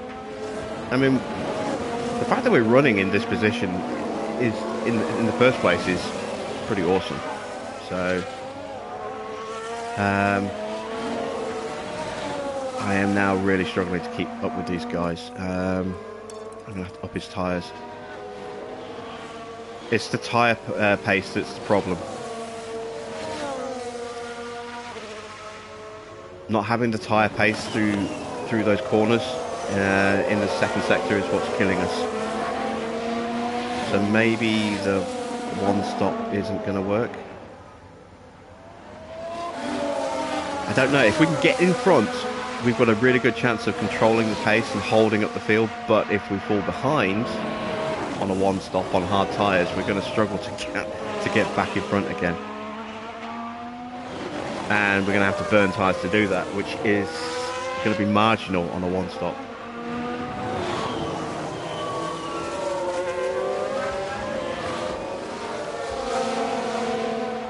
Okay, we got the DRS. Let's start harvesting.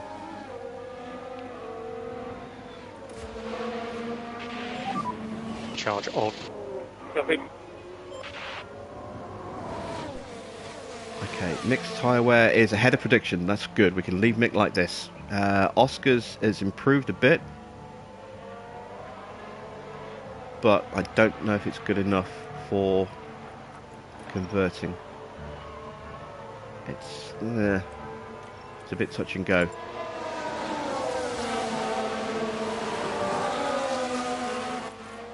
Alright, let's try dropping the fuel down again.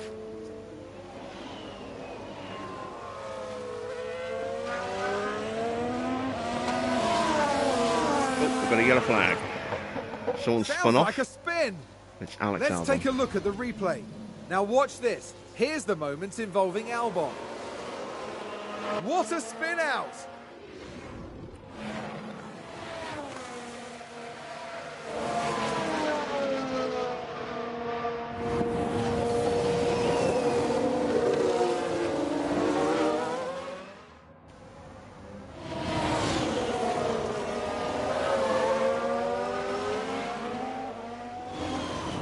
Alright, we're still keeping pace. Getting that battery charged back up. Oh, and there we go. Russell and Perez both into the pits. So the front runners are starting to pit already. What times are they running? They're running mediums. So if they're pitting already, that is very early for a medium.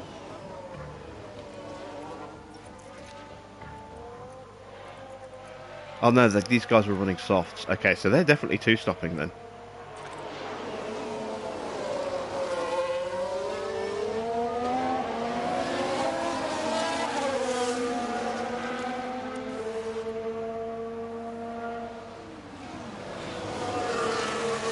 Mick's going to make this one-stop work.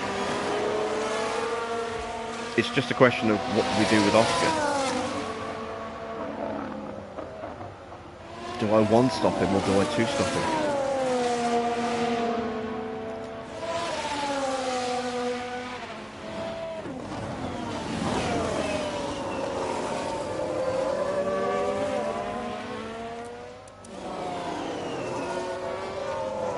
See, the front runners, they could be one-stopping. I'm looking at their tyres and they're in pretty good shape.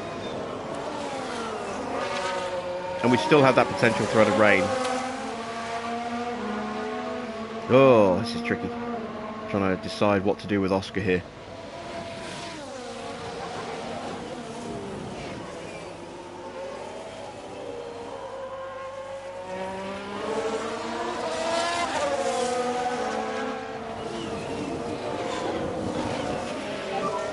Good job. Mick just overtook Hamilton. Very nice, he's on the back of Sainz now. HAAS with an overtake. Mick's having a great race here.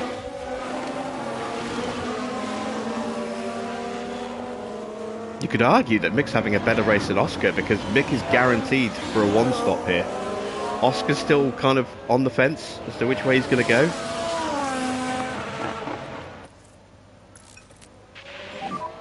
Charge off. Copy.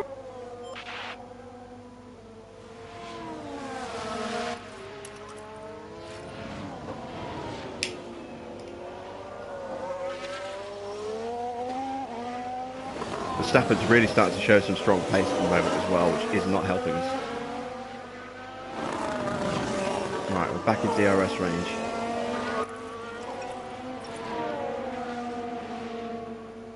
And we've got a Williams up front. That's Latifi. And then Albon and then Stroll. So this could throw some... an interesting spanner into the works here for somebody. Keep this approach. Good job so far.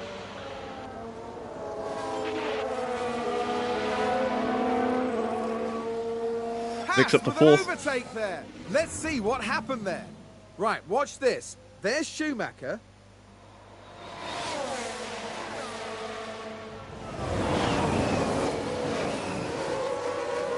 And they clear it. Big move for them and a race position I could gain. try and sprint away, but there's no point because the Ferrari and the drivers' McLaren, team there cheering sorry, them the on. Ferrari and the Mercedes will keep leapfrogging each other on the DRS sections and just close that gap right back up again. So we're not going to change the approach for Mick. We're just going to leave him on his comfortable one-stop pace. No point pushing like crazy. Even though the gap is a second to Sainz at the moment, like I said, Hamilton's going to overtake him and close on us as well because he's going to be DRSing down two straights back to back. And then all three of us will be back in train again. So, but the fact that Mick is pulling away from Sainz is encouraging. That's strong pace. It's very strong pace. All right, all three of us here are going to get DRS because we're right up on the back of Latifi.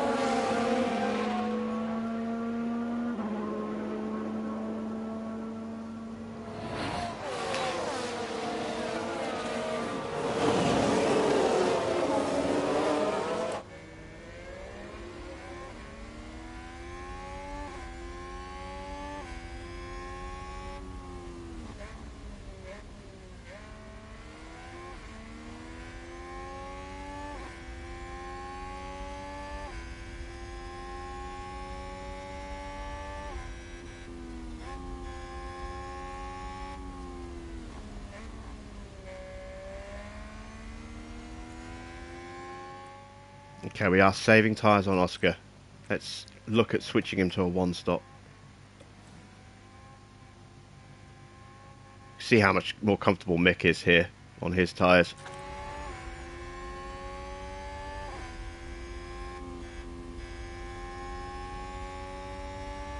This is why we've been working so hard to improve Oscar's smoothness rating, to give him the flexibility to do something like this, to go from a two-stop to a one-stop if the tyre wear is going quite well for him. earlier in his career, I say in his career, a few races ago when his tyre wear was awful, this wouldn't have been possible. Now his tyre wear is just bad, so it's still not great, but it's better. We've got a lock up. Who has locked up?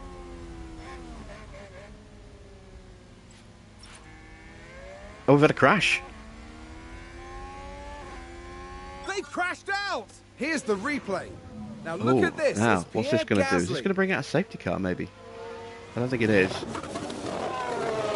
Thank goodness nobody else was It's involved. just a minor crash. He's going to break was his a front big wing, crash. but he should be fine to carry on without any real issues. We are potentially going to have to push a little bit here. Mode push. Yeah. Just because we got slightly held up there by Albon.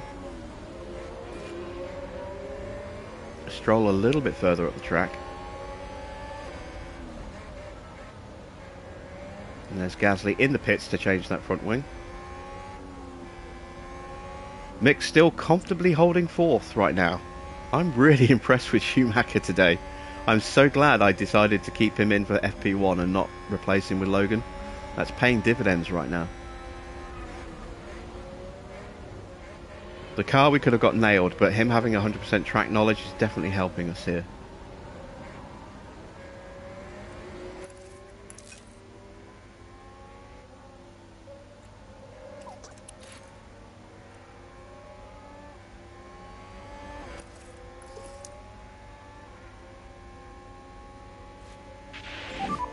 Charge on. Copy. See Verstappen trying to go around the outside of Leclerc here. Can't quite make it move, but he will get him into turn 2, turn 3. I think that's turn 2.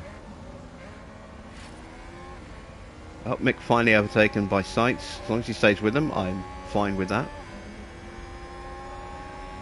Ferrari advance And the Hamilton race got him as well. Okay. Yeah, we're in that little train, so Wow. that's fine. He's right on the back of Hamilton. Don't need to do anything with him. It's a race position gained for Mercedes.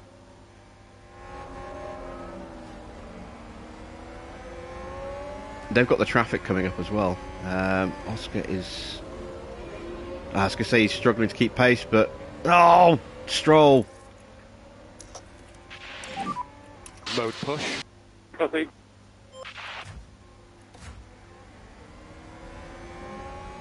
Damn it, Stroll. We're going to lose the DRS to the Ferrari.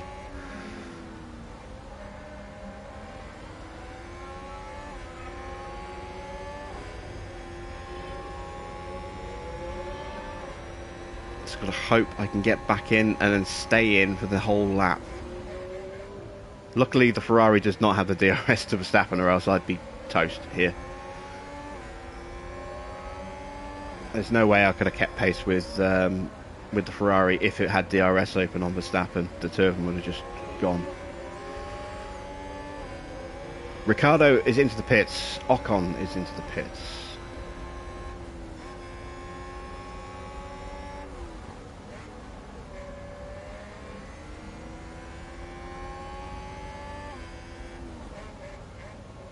Okay, we're back onto the Ferrari. Let's ease this back down again. I want to keep an eye on Mick because they're getting up to that traffic, but I want to make sure Oscar definitely gets into the DRS zone as well. There we go. Right, let's check on Mick. Is that the first or the second Williams? Don't you dare. Oh. I thought he was going to suddenly just take the racing line going into that corner there.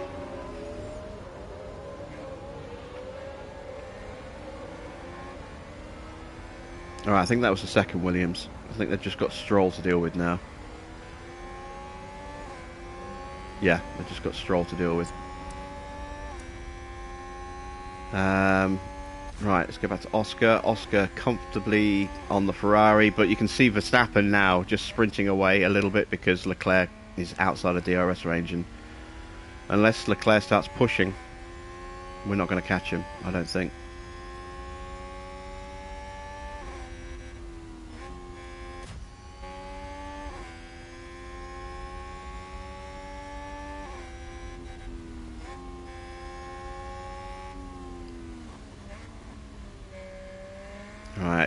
Stroll going to screw us up again?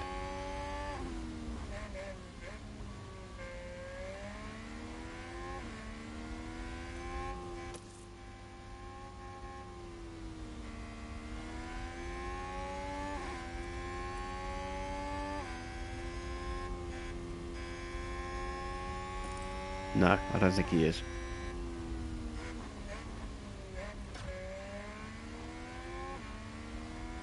Okay, Oscar crosses the line. He's in range. We're all going to have DRS on this straight here.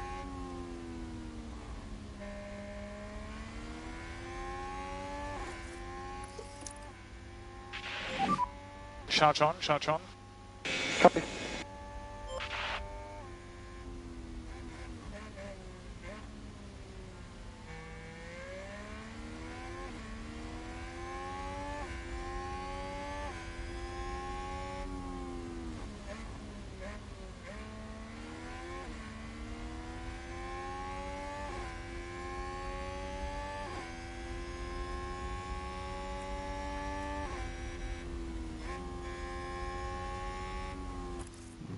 Now we can go neutral.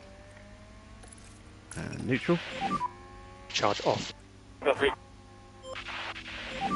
More traffic Always. coming up a little bit further ahead. That's Vettel ahead of Verstappen.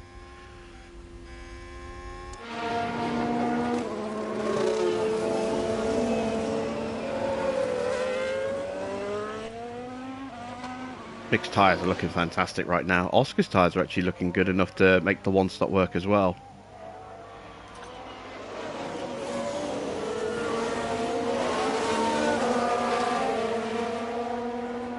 We do currently have Oscar pitting second and Mick pitting first. We're going to flip those two around.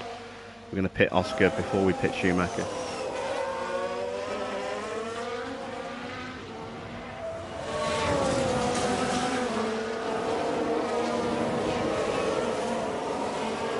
And there's the move on Leclerc.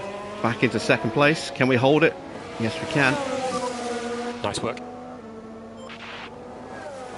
I'm not going to push and chase Verstappen because I want to protect... Well, I will up the fuel a little bit. Is that a But I'm not new going to race push the position ERS for because we've Haas? only just got that charge back up again. I'm not going to push the tyres because they're at the point where they're about to start falling off quite badly.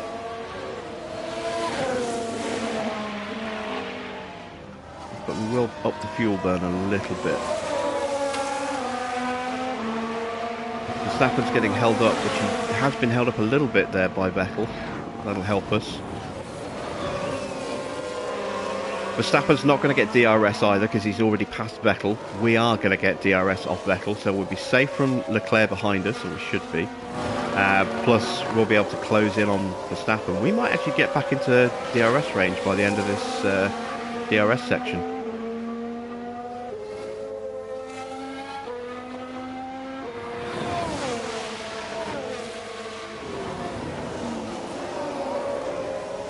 We're into the pit windows. We are almost into the 1 second range of Verstappen again. Can we hold that 1 second gap? The tyres are a little warm.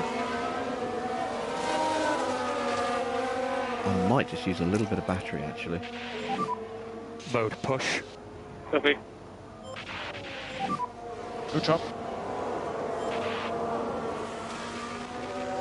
Mick Haas has with dropped an out overtake. of range of Hamilton. Keep an eye on that. No need to panic just yet.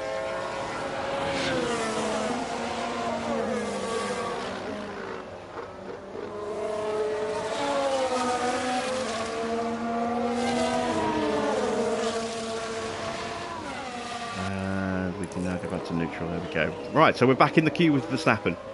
And we brought Leclerc with us, which we kind of needed to do. Let's check on Mick. Hamilton, does he have a traffic in front of him or not? I can't see. No, he doesn't. Okay, so Sainz is going to overtake us. He's going to get into range of Hamilton. We're going to follow along. We don't need to worry about Mick. New fastest lap for Oscar. Good stuff. How you doing, Adam? Am I enjoying F1 Manager? I am loving F1 Manager. I have been waiting so many years for a game like this.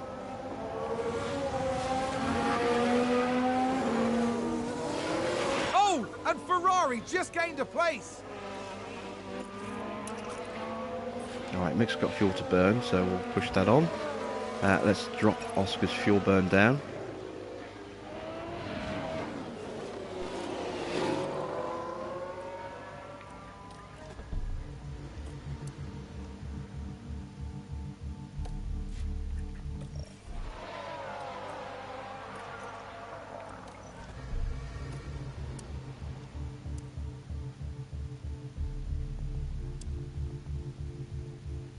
Try and stretch his tyres to there.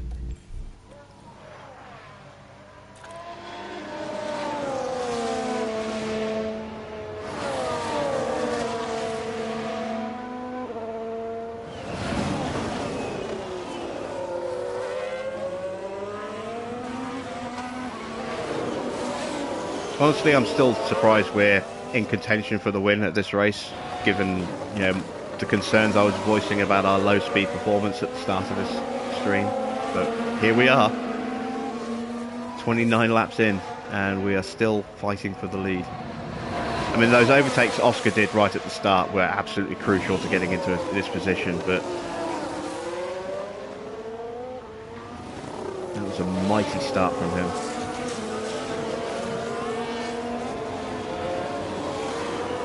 Right, Okay, one good more job, lap. that's one. If I can extend it by 2 laps, I will do. HAAS with an overtake there.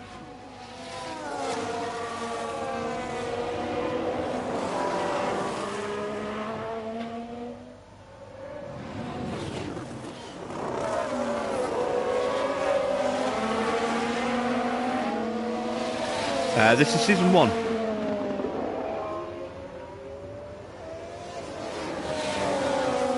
I've been very aggressive with upgrades, but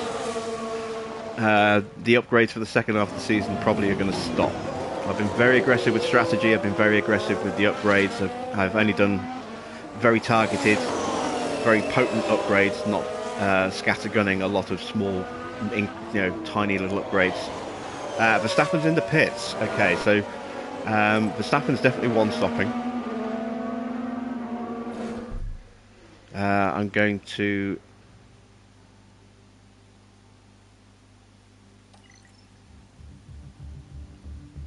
Let's see, we're going on to a set of hards. I'm going to pit, but... Box. Copy, Bob. I'm going to potentially delay the pit stop by a lap. Hamilton has pitted.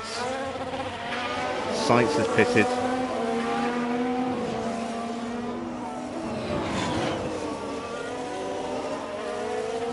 If I can keep pace with Sainz on this lap, then I'll stay out one more lap. There's Mick coming up on the back of Vettel.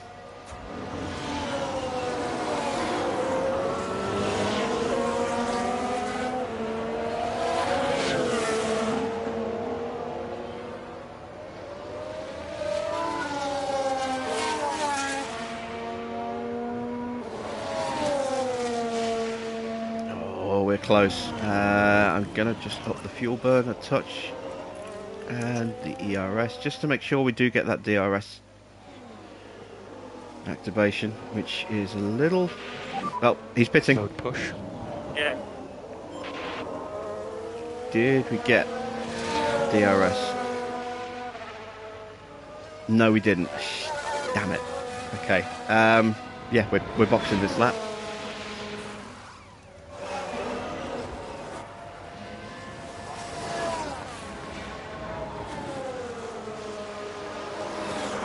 May as well push the tyres for all they're worth as well.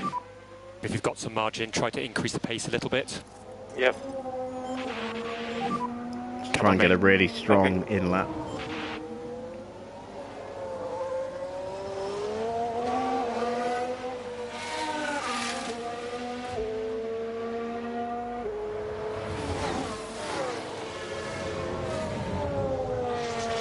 a little concerned about the gap. With them on fresh tyres, they may drop me. I probably should have gone for the undercut.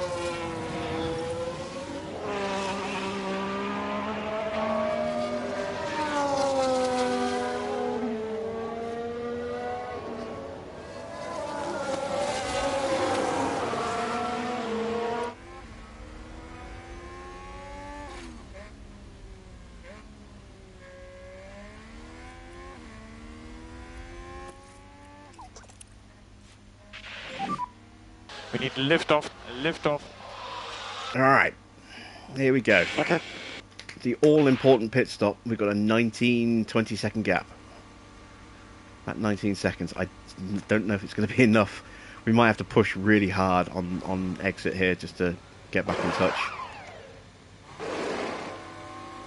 Not the fastest of pit stops. We're going to do it. We're going to come out with them. Okay, so we managed to interject ourselves between the two cars. Verstappen's probably going to overtake us here. No, he's not, because we're still on push mode. Okay, so that has worked out beautifully. Let's calm the tyre wear down. Let's calm the fuel down. Let's start harvesting again. And now we're in a three-way fight for the win. Charge on, please. Yeah.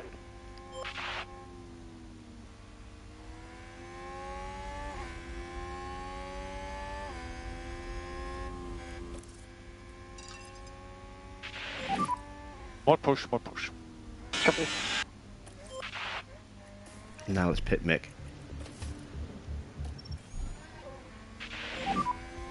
And box is left, box, box. Copy. Box. The other guys, Sainz and Hamilton, are stuck behind Williams right now. I'm hoping Copy. that's going to really slow them down. They haven't cleared it yet. This is where they're going to get held up.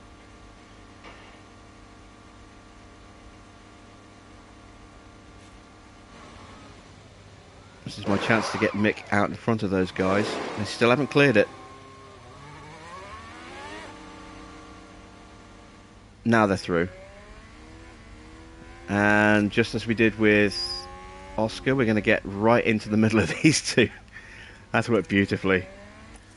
So again, let's calm his tyres down. Just need to make sure we do stay within 1 second of Hamilton here. So let's actually push his tyres a little bit more. You can push. Copy. And we'll put him on to deploy. Get that gap back down.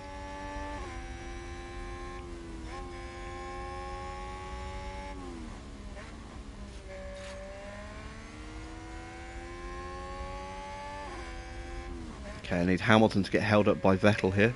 Or is that Stroll? That's Stroll.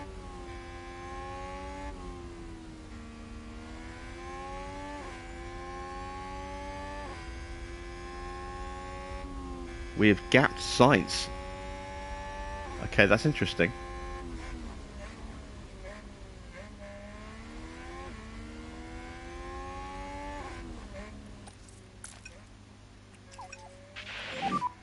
Save fuel. Copy. So Hamilton's going to get DRS. So are we. Sainz is not. Oh, hang on a minute. It's Red no, Bull it's- gained a place. It's the interval timer not working properly again. Okay, we are at risk of dropping off here.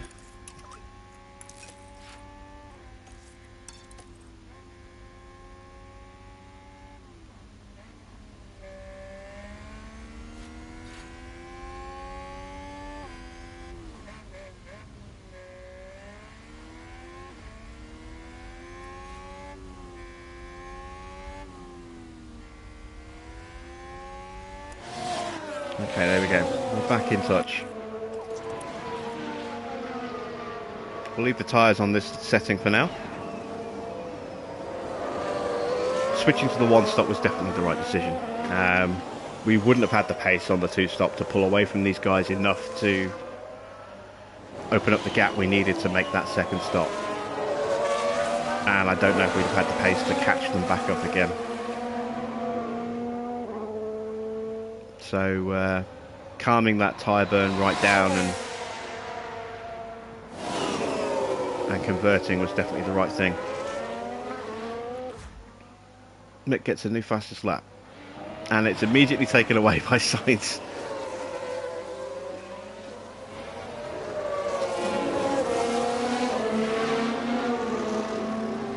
Okay, Mick's in great shape.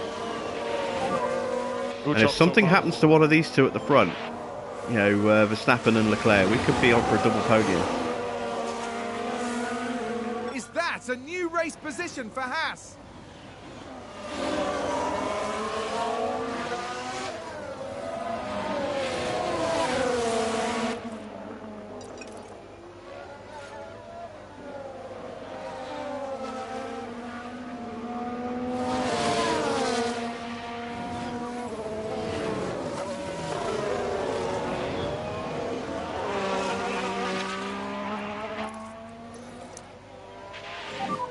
Charge on. Copy.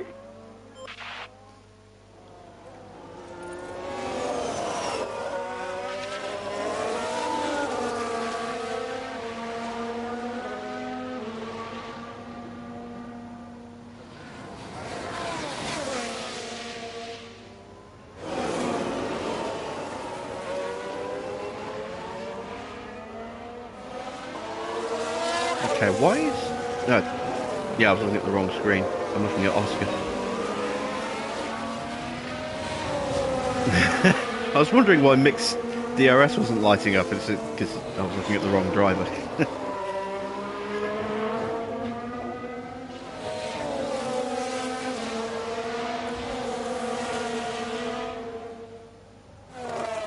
Okay, we can go to neutral again now. Charge And off. same Yeah. for Mick.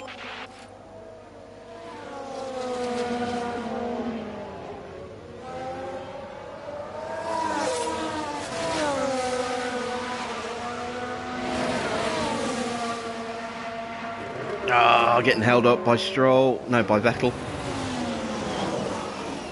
Does that cost us a lot of time? It's put us on the border of being caught.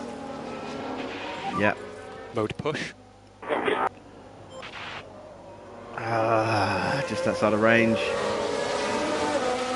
Maybe we got it back. We got it back. Just. Okay. That was close. Charge on. Copy. But Verstappen has gone. So I don't think the win's on now. Not unless he gets closed back up through traffic again.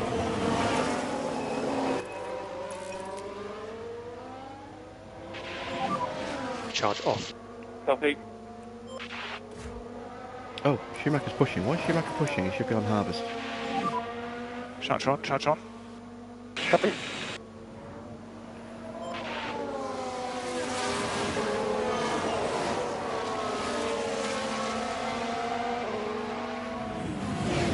I'm toying with the idea of actually pushing Schumacher, see if I can get him to close up to the back of Piastri.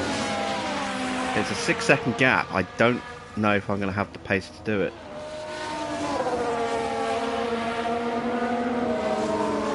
I certainly need to have a full battery before I even think about trying it.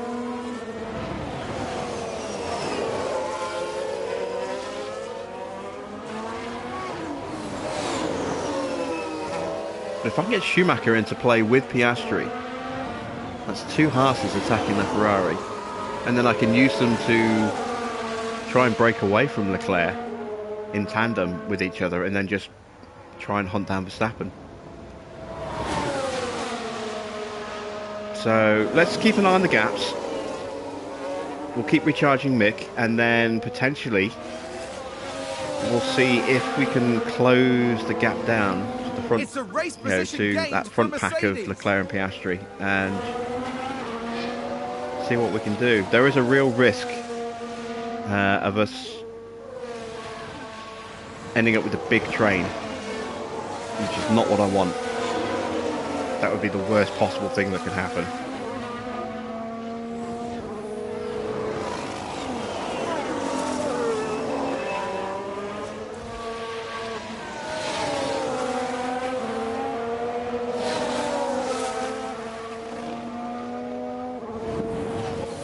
gap is coming down a little bit.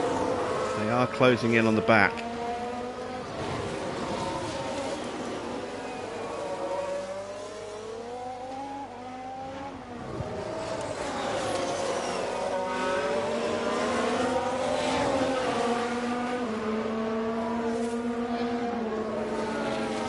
Oh, is Mick out of range? Mick is out of range. How did that happen? It's because I'm charging. Damn it.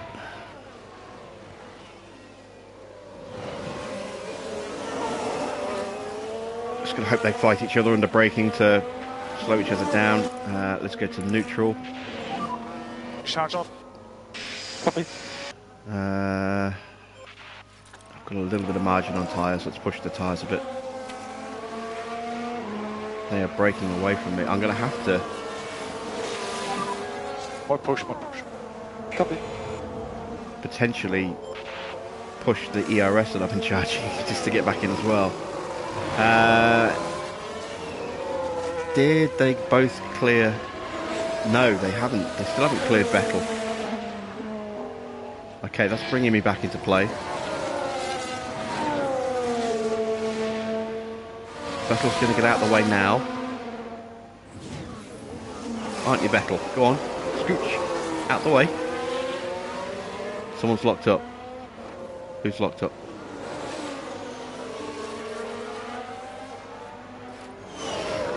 Alright, so we'll get DRS. Seems to have been a lockup. Joe's had a lockup on turn 1.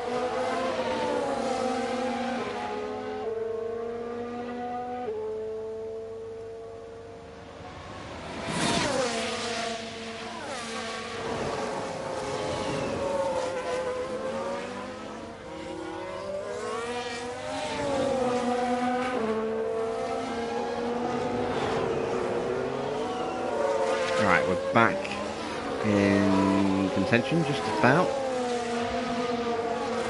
Yes, there we go. Right, let's calm the tyres down again.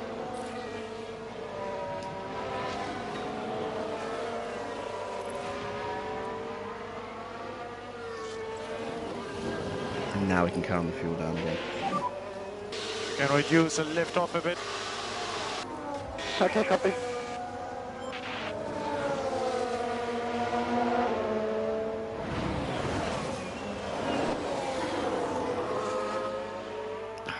I am debating pushing Oscar to try and get past Leclerc and just try and make some move on Verstappen, but I don't have the pace to close 5 seconds. It's a bit of a pointless gap task, I think. Because we pull away from Leclerc, but we wouldn't get close enough to Verstappen to make it work, and then Leclerc would just reel us back in again. Another fastest lap for Schumacher.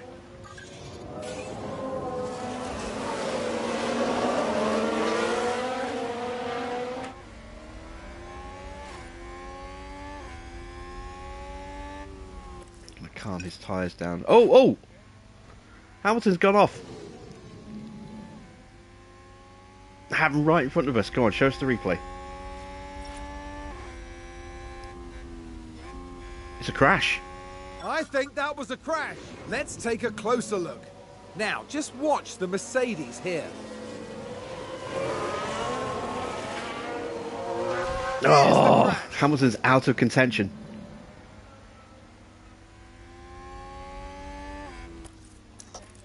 Let's make sure we get back into that range of Sainz. And now this is going to be interesting. Is Sainz's pace going to be enough to close that gap down to Piastri? 5-second gap. So you can push a bit more. Copy. Hamilton's dropping back. He's got a broken front wing. He's going to have to pit. Did we get the DRS? Yes, we did. Good. Let's calm everything back down again.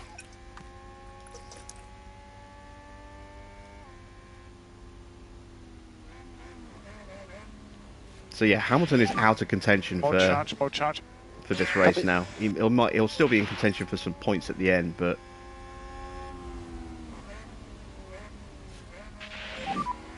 Okay, good job. That's one. HAAS with an overtake.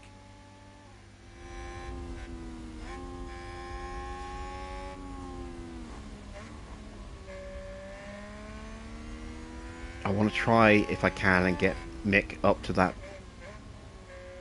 fight in front to make the double podium possible.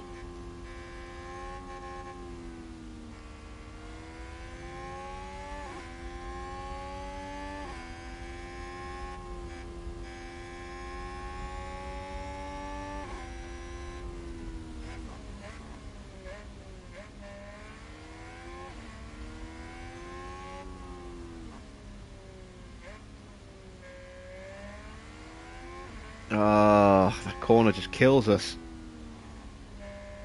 I think I've just lost the DRS again. I have. Oh, god damn it, it's that corner.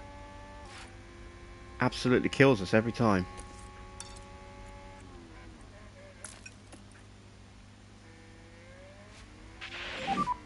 Push hard now. Copy. Motor race. Copy. So let's see, Hamilton has dropped back 12 seconds behind Russell. So he's dropped 29 seconds to us.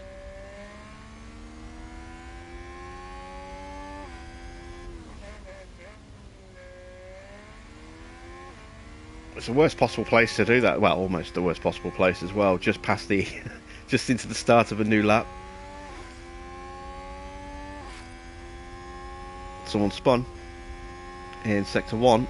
It's one of the Alpines. Which one is that? Is that? It's a spin. It's Ocon. I'm gonna have to push again. I'm just keeping pace. I'm not closing. I have to use my my battery here.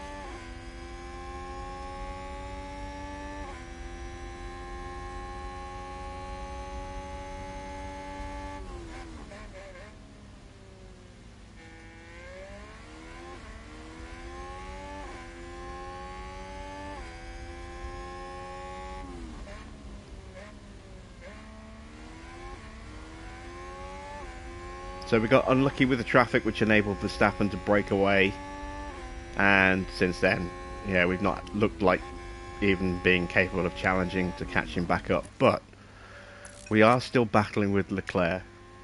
Sainz is closing, which is bringing Mick into the fight. We have got the chance of a double podium here.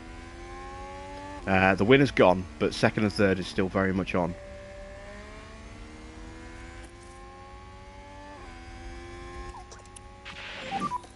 And lift off. Copy.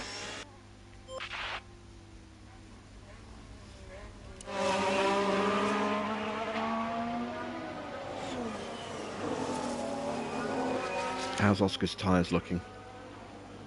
Very healthy. That's good. That's what I want. I want healthy looking tyres. I want to have something to fight with at the end.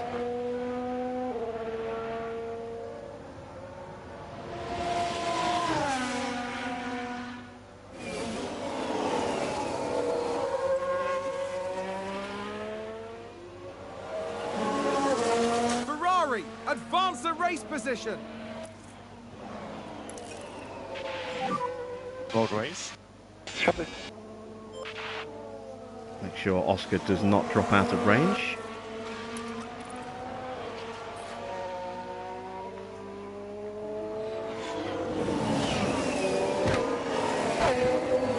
My plan right now is just to stick with the Ferraris as long as we can, and then with a few laps to go, try and get to the front and sprint. Try and break away. Hope I've got enough pace to be able to break away over a lap. So it's going to be tricky. I'm going to have to juggle both cars into a position where I can just sprint them both. So I need to start... I need to be going into turn 2 with my cars second and third. And then just sprint and try and break that gap. And then they can leapfrog each other on the start-finish straight to stay ahead of the Ferraris, hopefully. Hopefully. It will be tricky. It will be doable.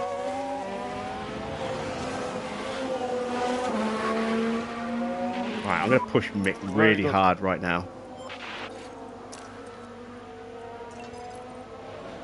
Try and break away from Sainz. Haas with an overtake there.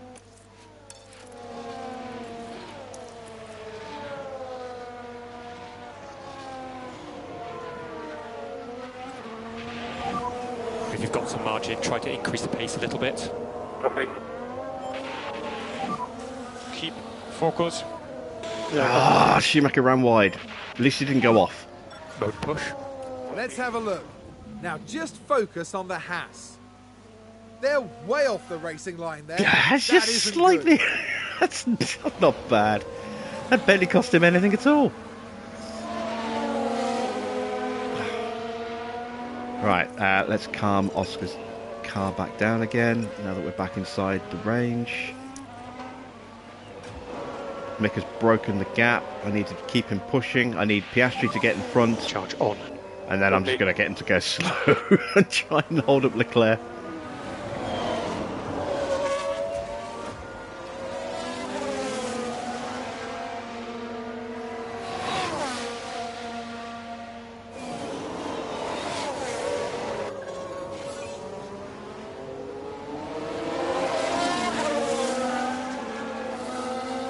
Come on, take the lead.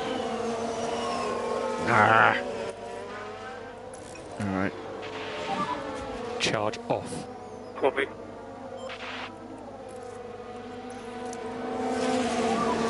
Charge on, charge on. Copy.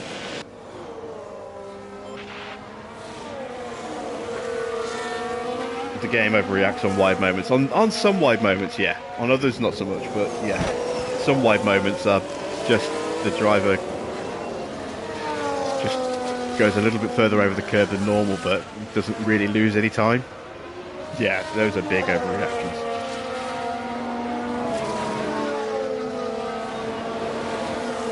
Right, there's the gap. I'm gambling here by pushing Schumacher this hard.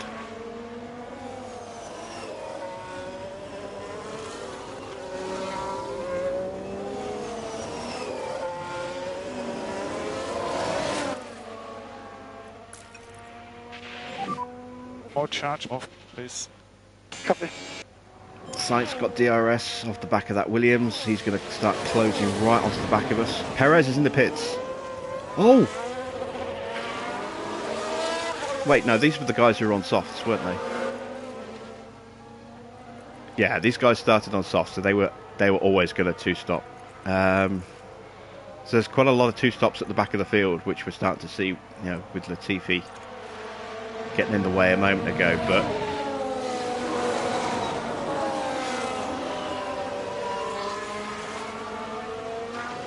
we're not closing that gap because Oscar is not in front of Leclerc. And this is the gamble that we're taking with Mick, is that we're having to push him hard and he's not closing the gap quickly enough.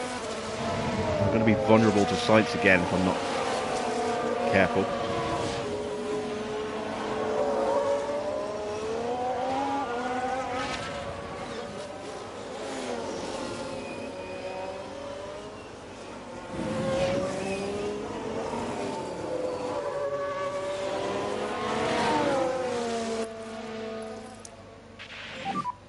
More charge. Copy. Come on, Oscar, make the move, make the move. Alright, alongside is good because we've got the DRS to pull away.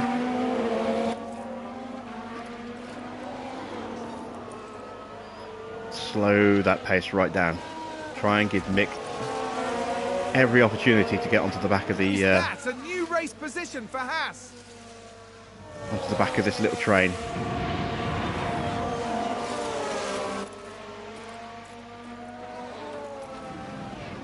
I'm also going to take defensive lines as well.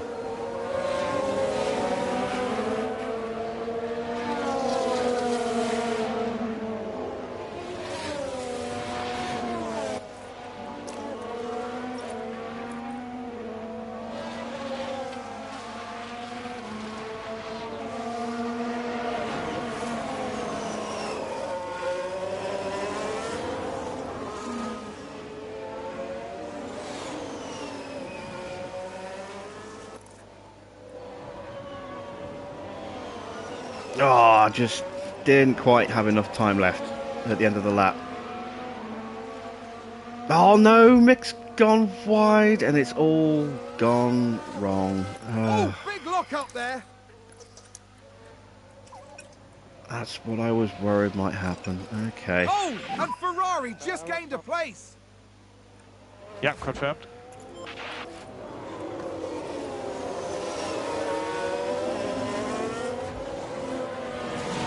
Damn it. Ferrari advance the race position.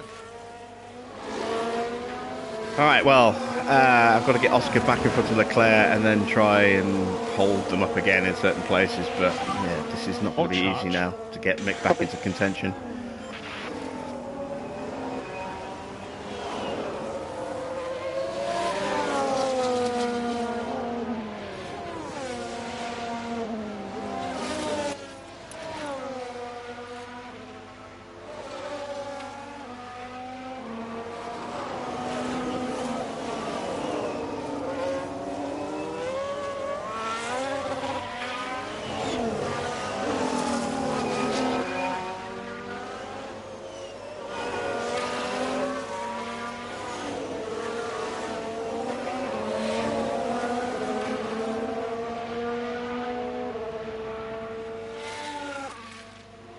Okay.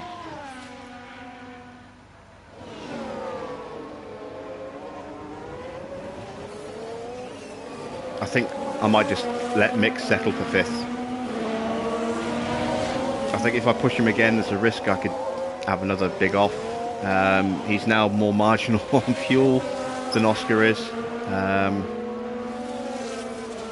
We'll see. I wanted to get Mick up here without the second Ferrari, and it's gone the other way. We're going to get the second Ferrari up here without Mick. So, did Mick's tyres go down? They might have done, actually, from that lockup.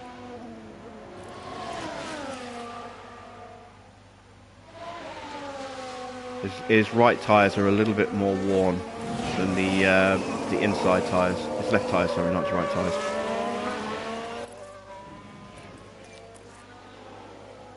But that's the same on Oscar's car. It's just because I was pushing him really hard. He may have taken a little bit of extra tyre damage just from locking up.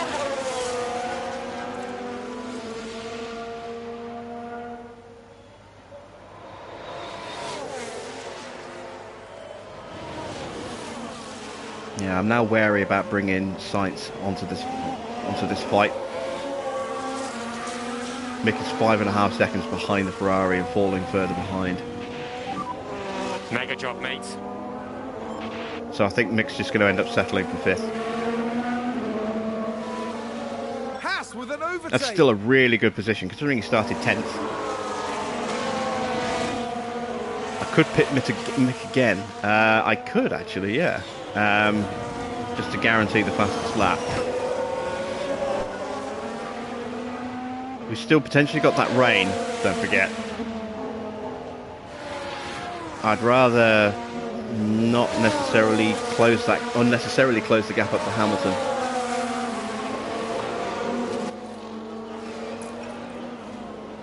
Just in case we actually do get some rain. Mod race. I know it's nothing showing on our weather radar, but we've got a very crap weather centre and it did predict rain at the start of the race, so...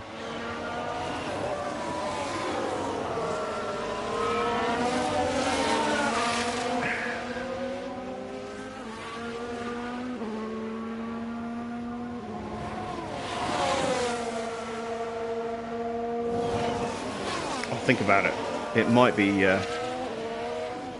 Let's take a look. What would happen if I did pit Mick in the next couple of laps? If I pushed him really hard on his tyres. Oh, and Ferrari just gained a place.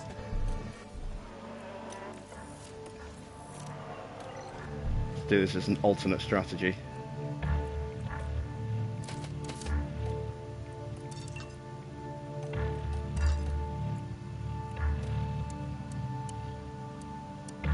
Actually works out slower.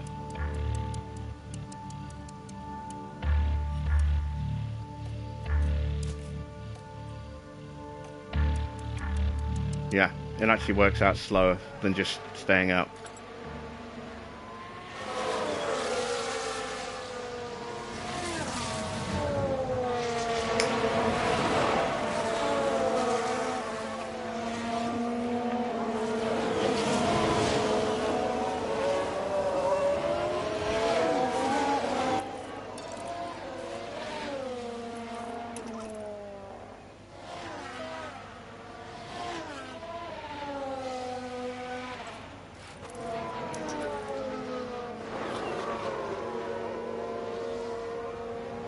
That is a lot of traffic. Mode push. Copy. This could be my chance to get Oscar away from Leclerc. Come on, you can do this. Copy.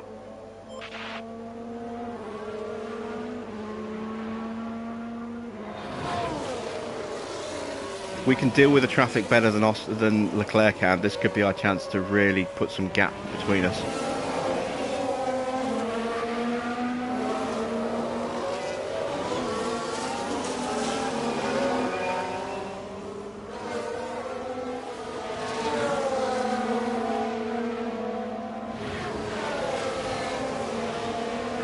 I could guarantee fastest lap doing that. Yeah, I could, but the gap's coming down, Hamilton's closing. I'd rather not take that risk. I'd rather keep the track position. Like I said, we may still have rain, in which case our car may not do very well in the rain compared to Hamilton. I'd rather keep that track position over Hamilton rather than chase and do a do a Leclerc at Spa, basically. Gamble on getting fastest lap, not getting it, and losing a position in the process. If I want to pit now's the time, yeah, I'd rather keep him on track. He's got more than enough tyres to get through. And we are struggling with the traffic. And what the hell's gone on with our ERS? Our DRS. Why is that not open? There we go. We obviously had to hit the brakes and it closed it automatically and then it never reopened again. That is not good. That's really not good. Okay, I'm going to have to harvest. Charge on, please. Copy. Alright, so Sainz got held up.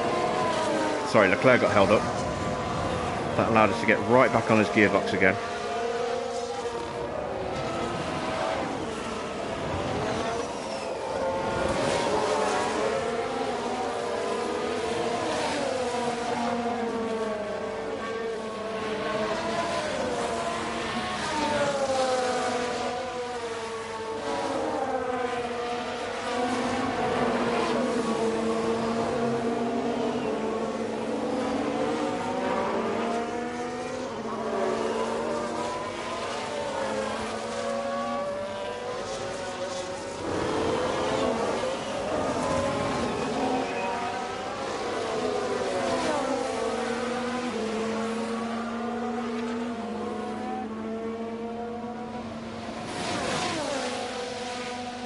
Once again, no DRS open.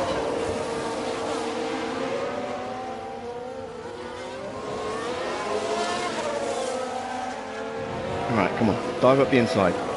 There we go.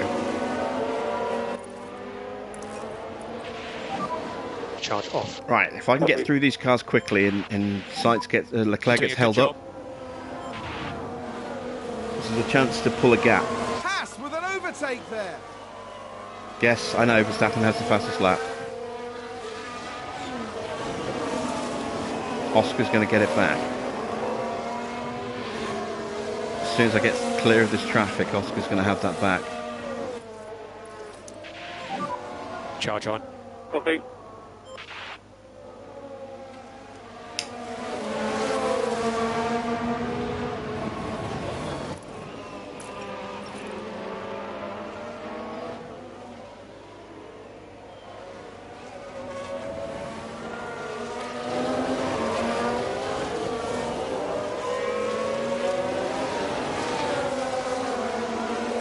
Alright, here we go.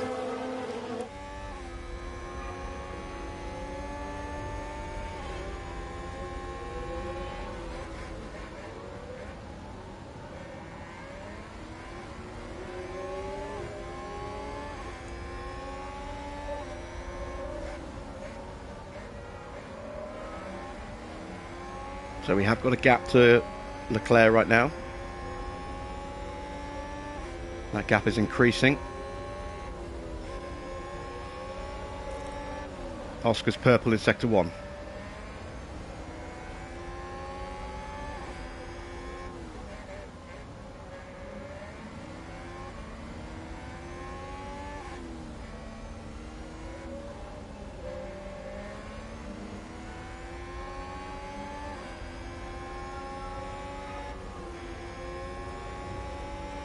Purple in sector 2.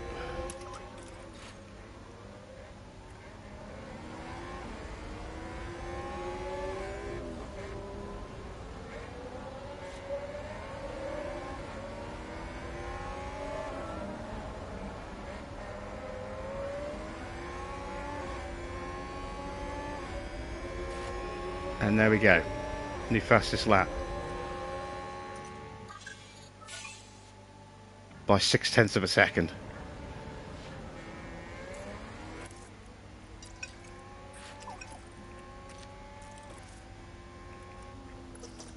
And we pulled out a 2-second gap over Leclerc, which gives us time to get nicely charged up again. Copy. That has pushed Oscar's tyres a little bit harder than I'd like, but it was worth it.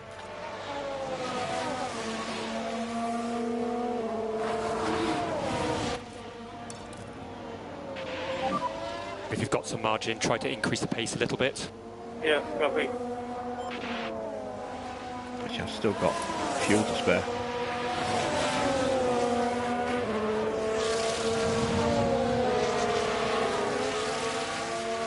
Leclerc's coming back at us.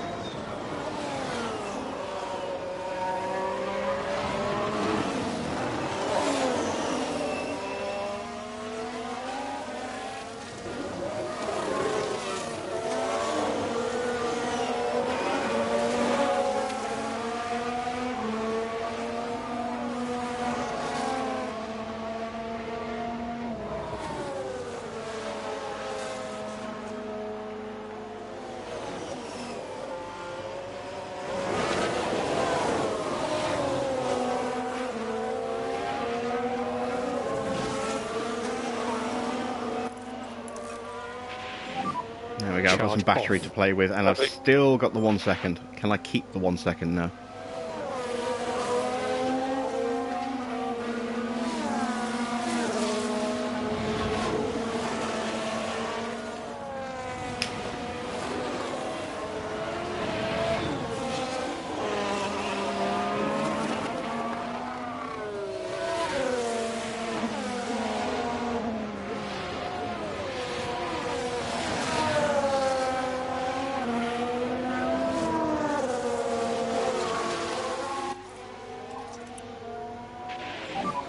Save fuel and follow data. Yeah, okay.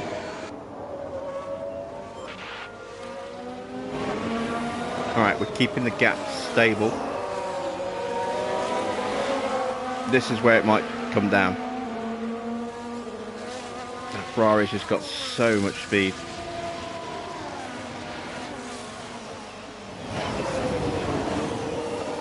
How'd you know? We're keeping...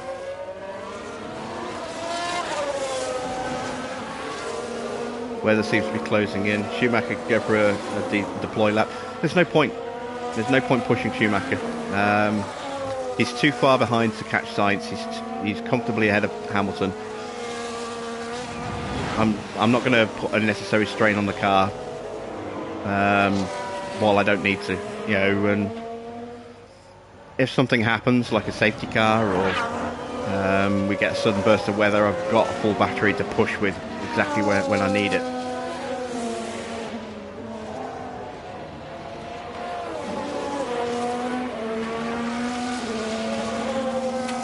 So I'm quite content to let Mick just pookle around as he is in 5th place. Yeah, we had a chance. Fortunately, he ran wide, locked up, and that chance disappeared. But he could guarantee. I've already got a fastest lap that is 0.6 faster than Verstappen.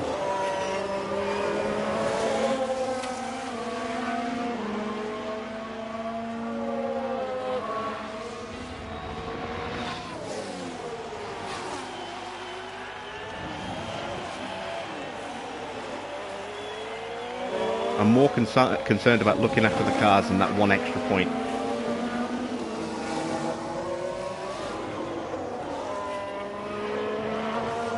If I push unnecessarily, there's a chance one of them could go off, break the car, or end up retiring. And I don't see the need to take that risk.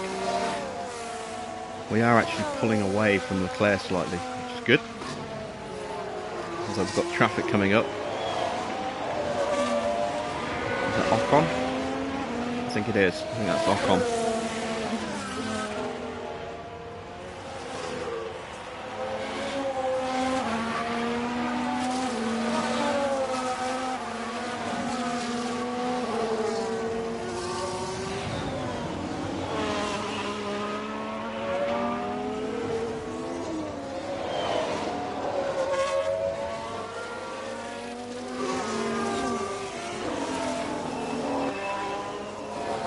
Piastri could go again for a deploy. I'm not going to push Piastri for the same reasons I'm not going to push Mick. I don't need to right now. It's just, you know, if anything, I'd like to get Piastri's battery a little bit higher. Charge on. Copy.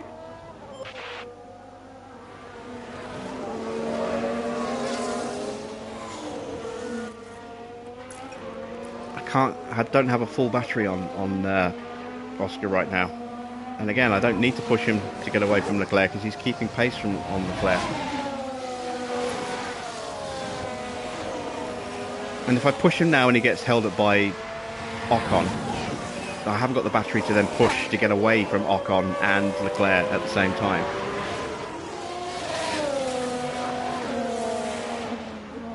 Someone upstairs just switched on the sun again. Yeah, I don't know if we are going to get that rain. If it's going to come, it's going to come at the very end of the race.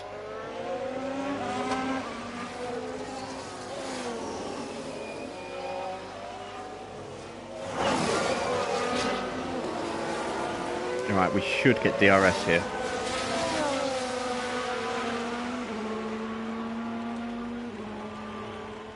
There we go.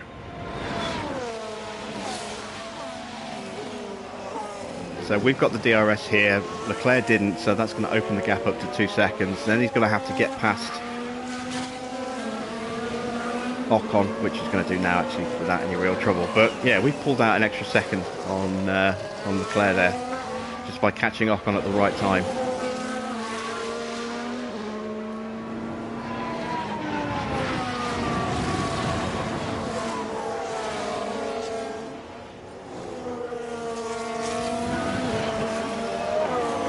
Seven laps after this one.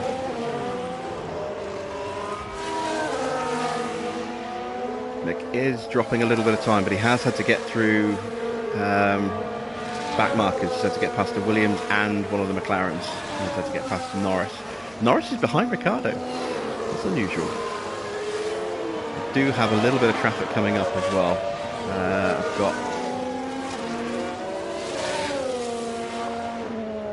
Hang on a minute. No.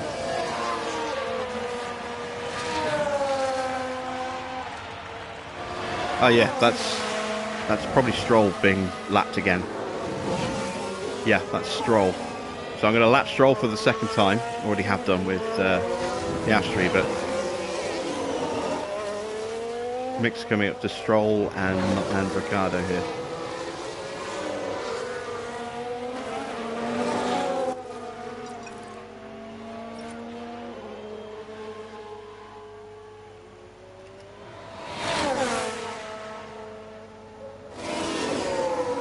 Protect Oscar's tyres now, got a little bit of margin to Charles.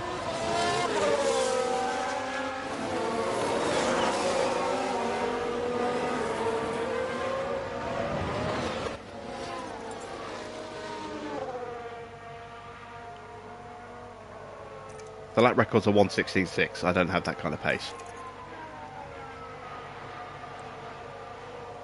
That's a second. That's 1.7 seconds faster than the lap that is currently fastest lap by 0.6.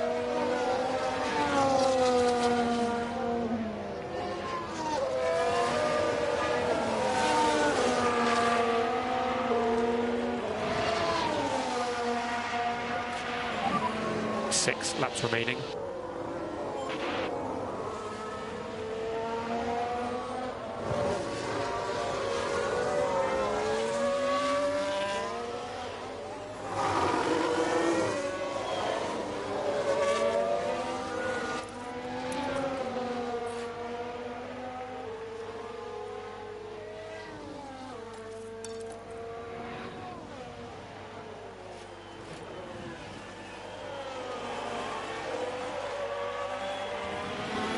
try and get past these guys nice and quickly.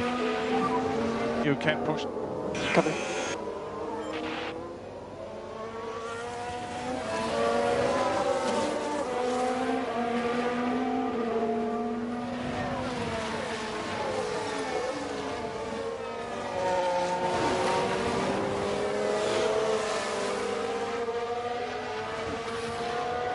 Alright, there we go. That's Stroll out of the way.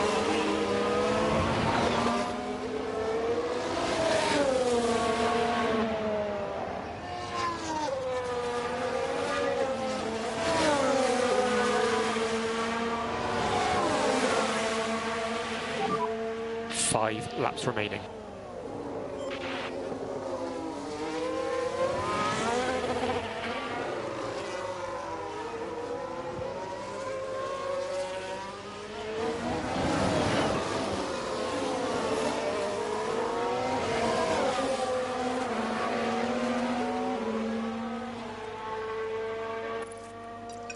Hamilton's on a bit of a tear at the moment. Compared to us, he's got that gap right down.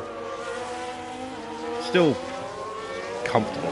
He's not going to close 17.5 seconds in 5 laps.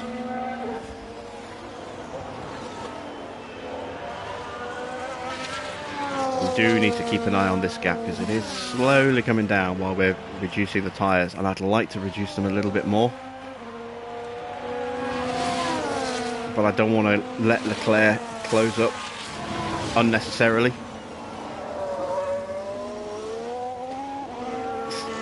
Even though we've been putting all of his development points into his smoothness, we still need to keep pushing that for Oscar because he's still a little heavy on the tyre wear.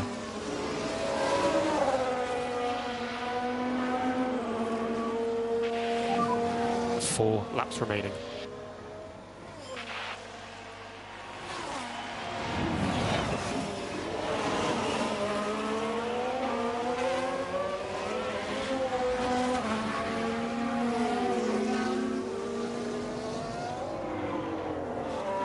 It's going to be a tense finish.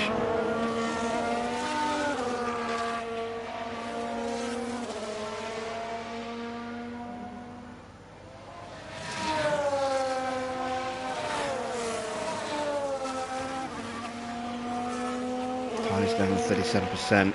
Oh, they're going to be right on the cliff at the end of this race.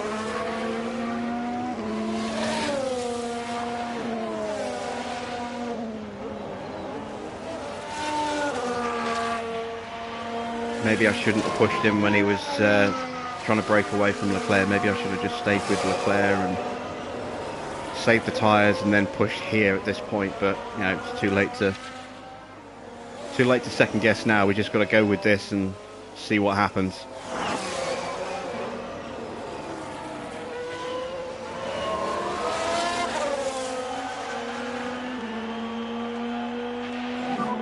Three laps remaining.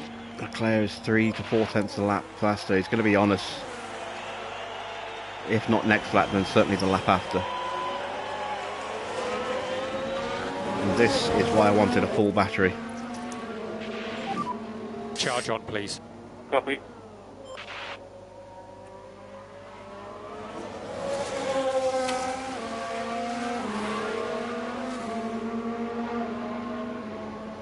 I could deploy Piastri and get him away.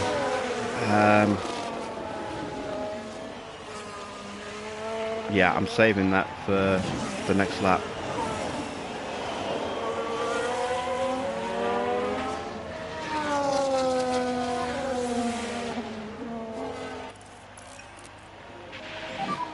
Charge off. Copy.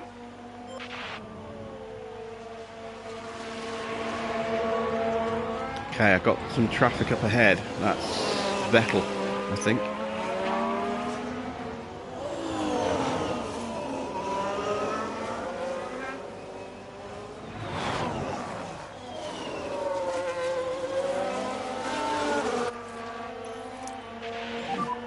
Charge on.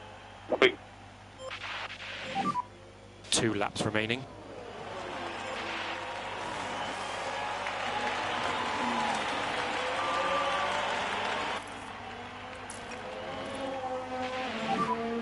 charge off. Copy.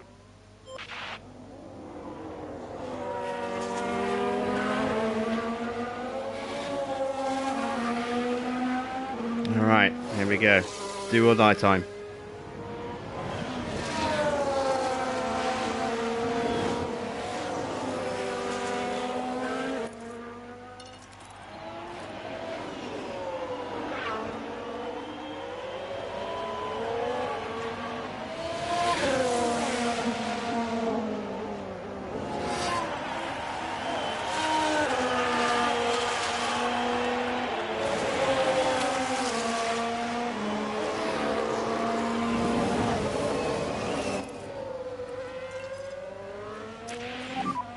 Push as much as you can.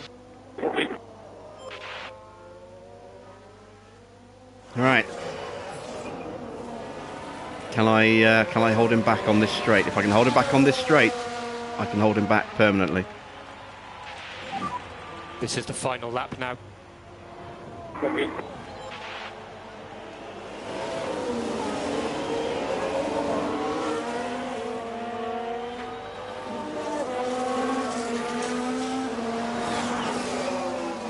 I've also got to hope that Vettel does not get in the way here.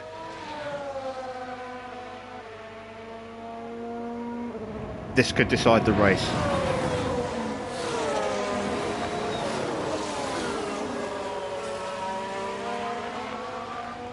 He gets out the way. Only just. Oh, but he's going to hold up Leclerc.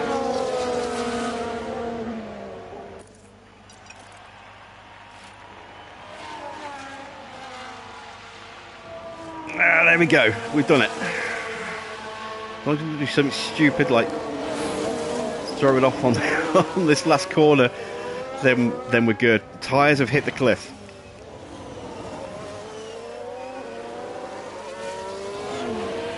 But the line is super close to the exit of the final turn.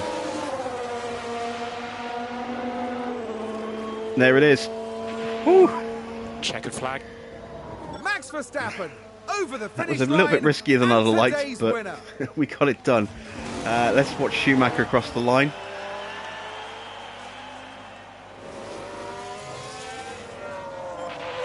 So a great race. You know, started 5th and 10th, ended up 2nd and 5th. That's a huge improvement on where I thought we were going to end up Almost a line. going into the race. Yeah, car was great. Thank you. Very good, solid race again. Drive offline, save fuel.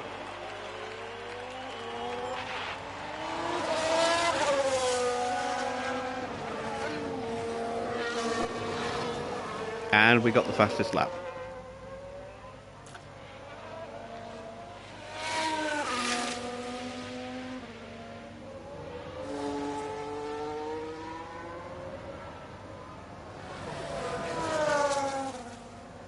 All right.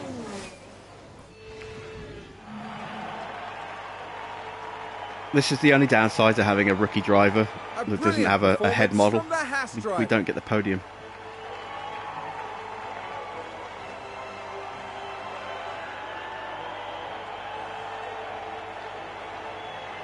This is a good result for HAAS, more than enough to satisfy the whole team. Indeed, the team has demonstrated technical skill as well as a great deal of heart. They can be really proud of their efforts this weekend. That's right, and they finished the race weekend in 3rd place in the constructor standings. Oh, we've overtaken The team will Mercedes. be adding another year to the legend of Spa-Francorchamps. Anything can happen at the Belgian Grand Prix.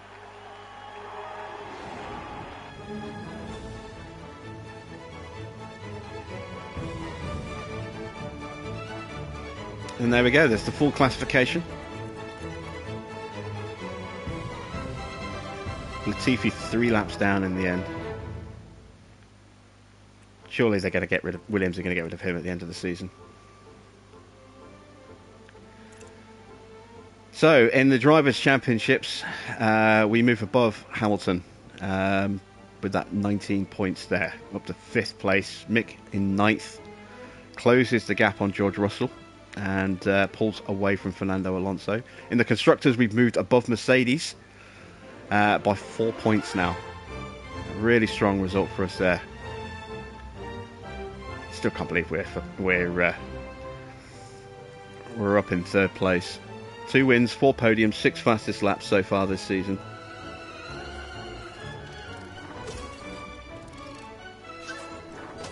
Another point for Oscar.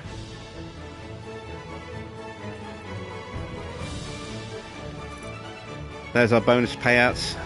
20 grand to Oscar, 50 grand for Mick. We hit all of our performance targets.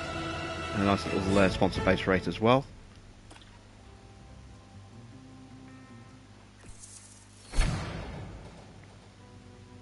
And our new side pod design is complete. So, our mid-season board review. Comfortably on target to finish in 6th place. We've almost completed the long-term objective. We just need 2 more podiums this season. And we hit that. Board confidence rating is high. We get a bonus of 1.5 million. That's always useful.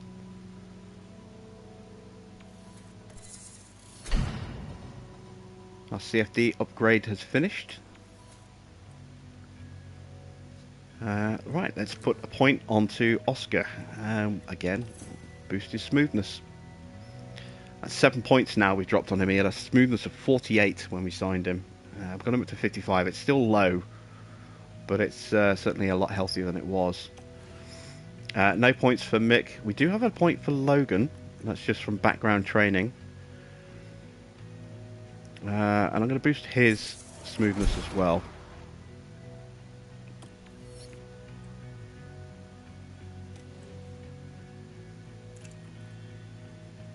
Got a development point for Simone Resta. I need to decide whether or not I'm going to try and re-sign him. As a technical chief, he's not bad. Probably not going to work on side pods again for a while, so let's do a point into chassis.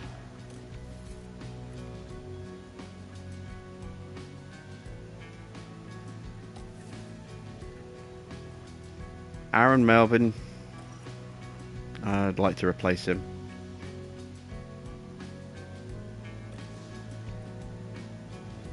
And I want to replace my engineers as well.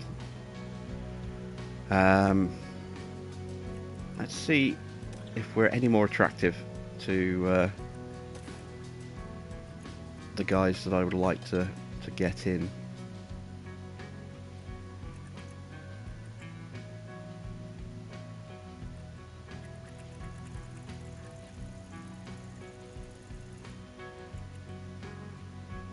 Hugh Bird is definitely one I want to sign. I'm scouting at the moment, so who am I scouting at the moment? Oh, I'm scouting drivers, aren't I?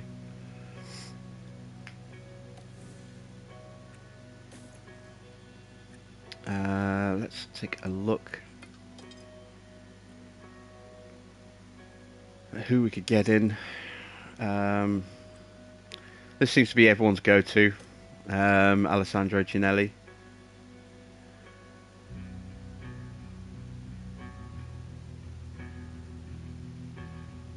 Dickon's not too bad. He would be up for joining, but he's not that much better overall.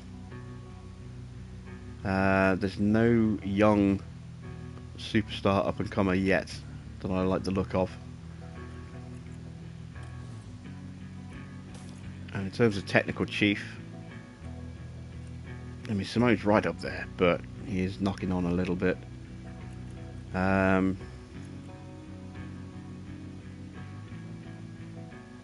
51 years old, he's still got a few seasons left in him, but think before he retires. We'll probably try and re-sign him. Depends how much it's going to cost us to renew his contract.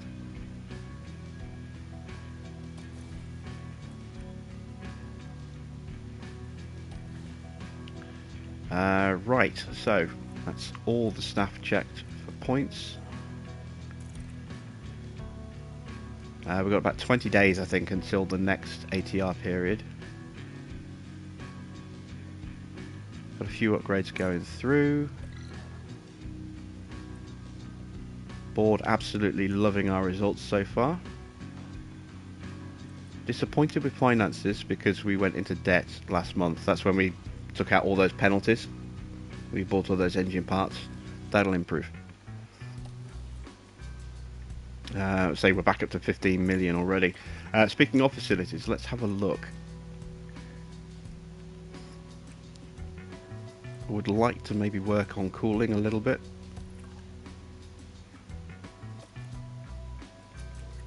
That's going to be a Mark II upgrade. That's already at Mark II.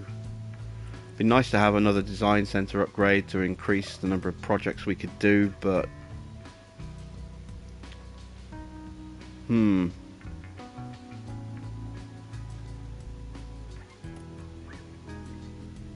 Battles Engineer is good. Yeah, Ben Michel. Yeah, I generally tend to use Ben Michel on most of my saves, but there are some others out there that I'd like to try.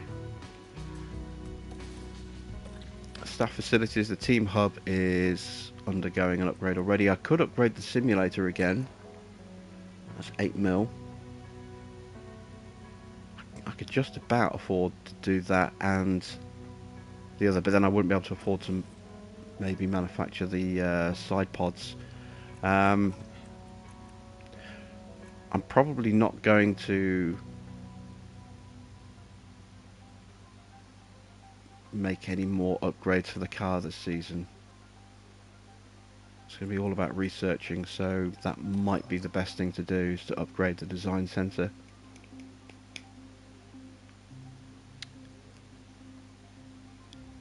How long is it going to take to do the upgrade? 84 days.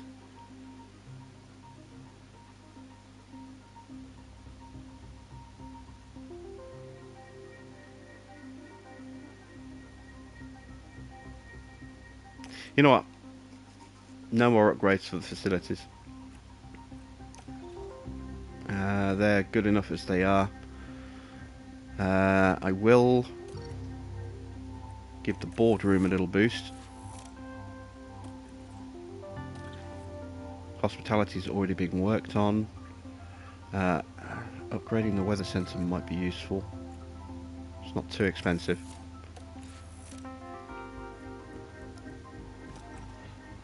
We'll get the helipad up to its final level and probably the tour centre as well. These are all relatively cheap upgrades. The memorabilia is a bit more expensive, but we'll go for that as well. So most of those will drop in during the break. So let's go to our cars and let's build these new side pods. So they're going to give us a nice little boost to our speed, our acceleration, our cornering ability, and even slightly boost our engine cooling as well. So definitely something that we want. We're going to want 4 of those. Next race is in 25 days. So that'll be... I'm not going to rush them. Actually, I could rush them. How much would it cost to rush? It's only an extra 150,000. Yeah, we'll rush them, because then we'll definitely have them in time for for both cars in time for Belgium. It's not a horrendous cost to rush on this one. What about researching? I can't do any researching for another 20 odd days. As I said a few minutes ago, the next ATR period isn't for another 20 days or so. So let's go to our emails.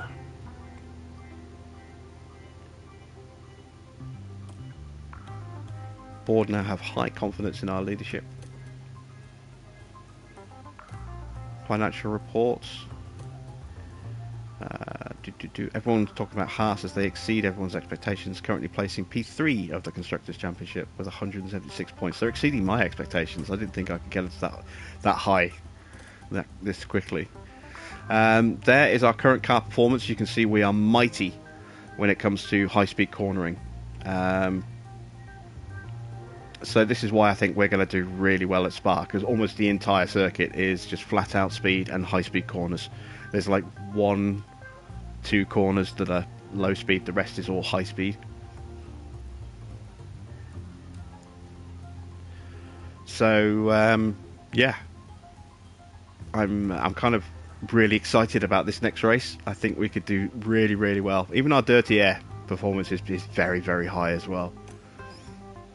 CFD simulator upgrade complete. I think we've looked at these emails, haven't we? Yeah, they're all done.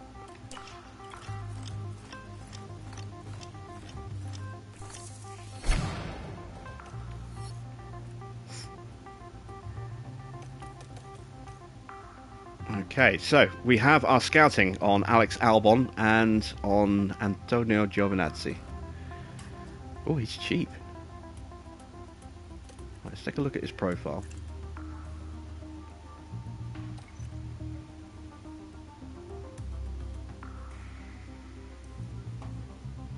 Okay, so his defending's not so good. His accuracy and reactions are better. His control is better. His cornering's a little bit better. He's not very... Ooh, apologies for knocking the mic there.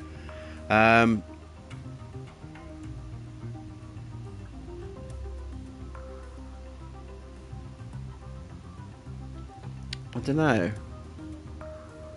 if I want to go that way. I mean, in terms of contract, it's a little bit more expensive.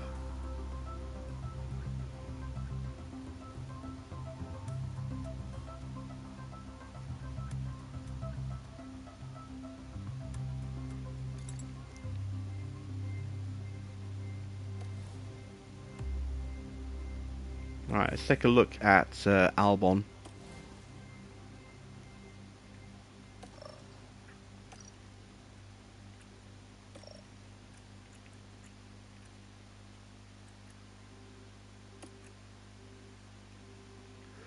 So Albon, his reactions are a little bit better, accuracy a little bit worse. Same on defending, much better at overtaking and adaptability. Smoothness is the same.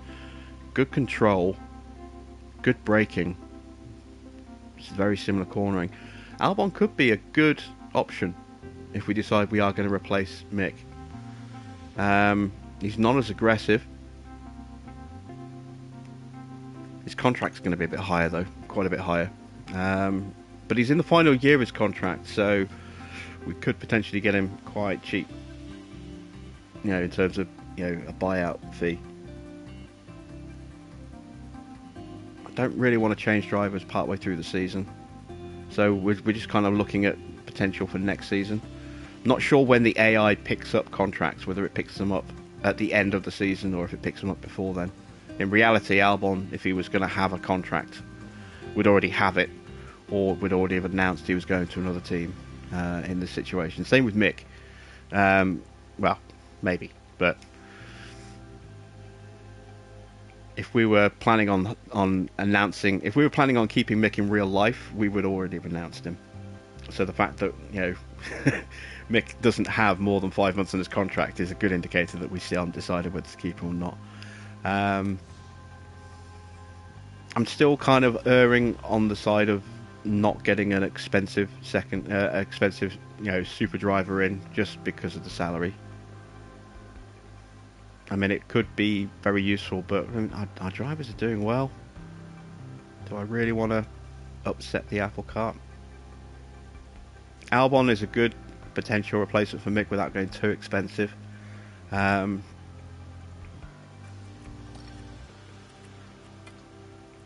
check the bookmarks. See, I was going to scout Alonso as well because I wanted to see how much he was going to cost. So we'll do a detailed scout on Alonso.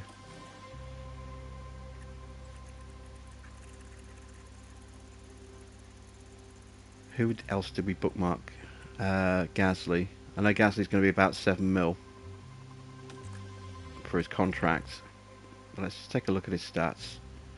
Gasly's probably about the most expensive I'm willing to go. Oh, that's offering me a contract. He's about the most expensive I'm willing to go on a driver salary for next season.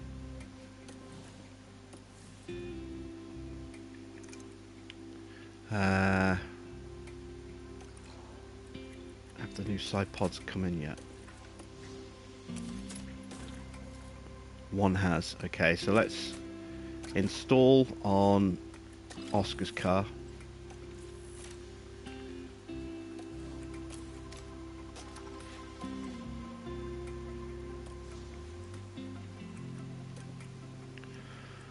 let's do car 2.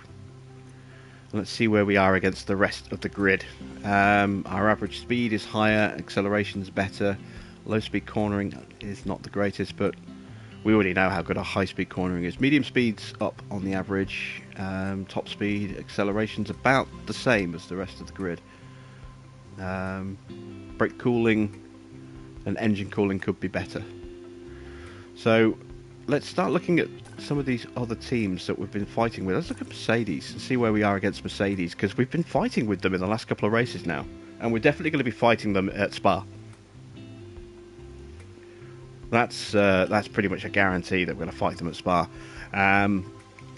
So we are down a little bit on low and medium. We have got more top speed and a better acceleration, and our high speed cornering is the best on the grid. So we know about that. DRS is better. We've actually got better brake cooling than them as well, which will help keep our tyres cooler. Engine cooling is significantly lower than them. That's not bad. Let's see how we're looking against the Ferraris. Ah, there we are. Yeah, Ferrari walks all over us apart from high-speed cornering. Even their dirty air high-speed cornering is better than ours. I'm guessing Red Bull's going to be a pretty similar story. We're actually slightly better than Red Bull on the high-speed cornering. But yeah, way off them on everything else. Now you can see the ranks on the grid.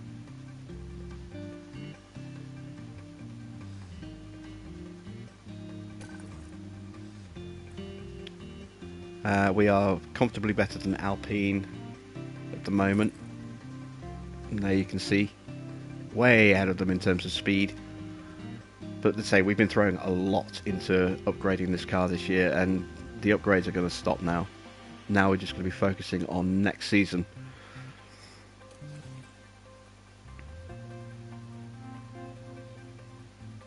So, this seems like a good place to actually stop the stream. Let's take a mid-season break, so to speak, and come back on, let's see, it's Wednesday today. Friday we're doing our Forza Ferrari stream, our Forza Fridays, where we'll be doing another 2 races as Ferrari. And then I may possibly do a stream on Saturday, I'm not sure yet. I will let you guys know on Friday if I feel like doing a Saturday stream as well. But if not, then the HAAS stream will be back on Monday, if we don't do one on Saturday.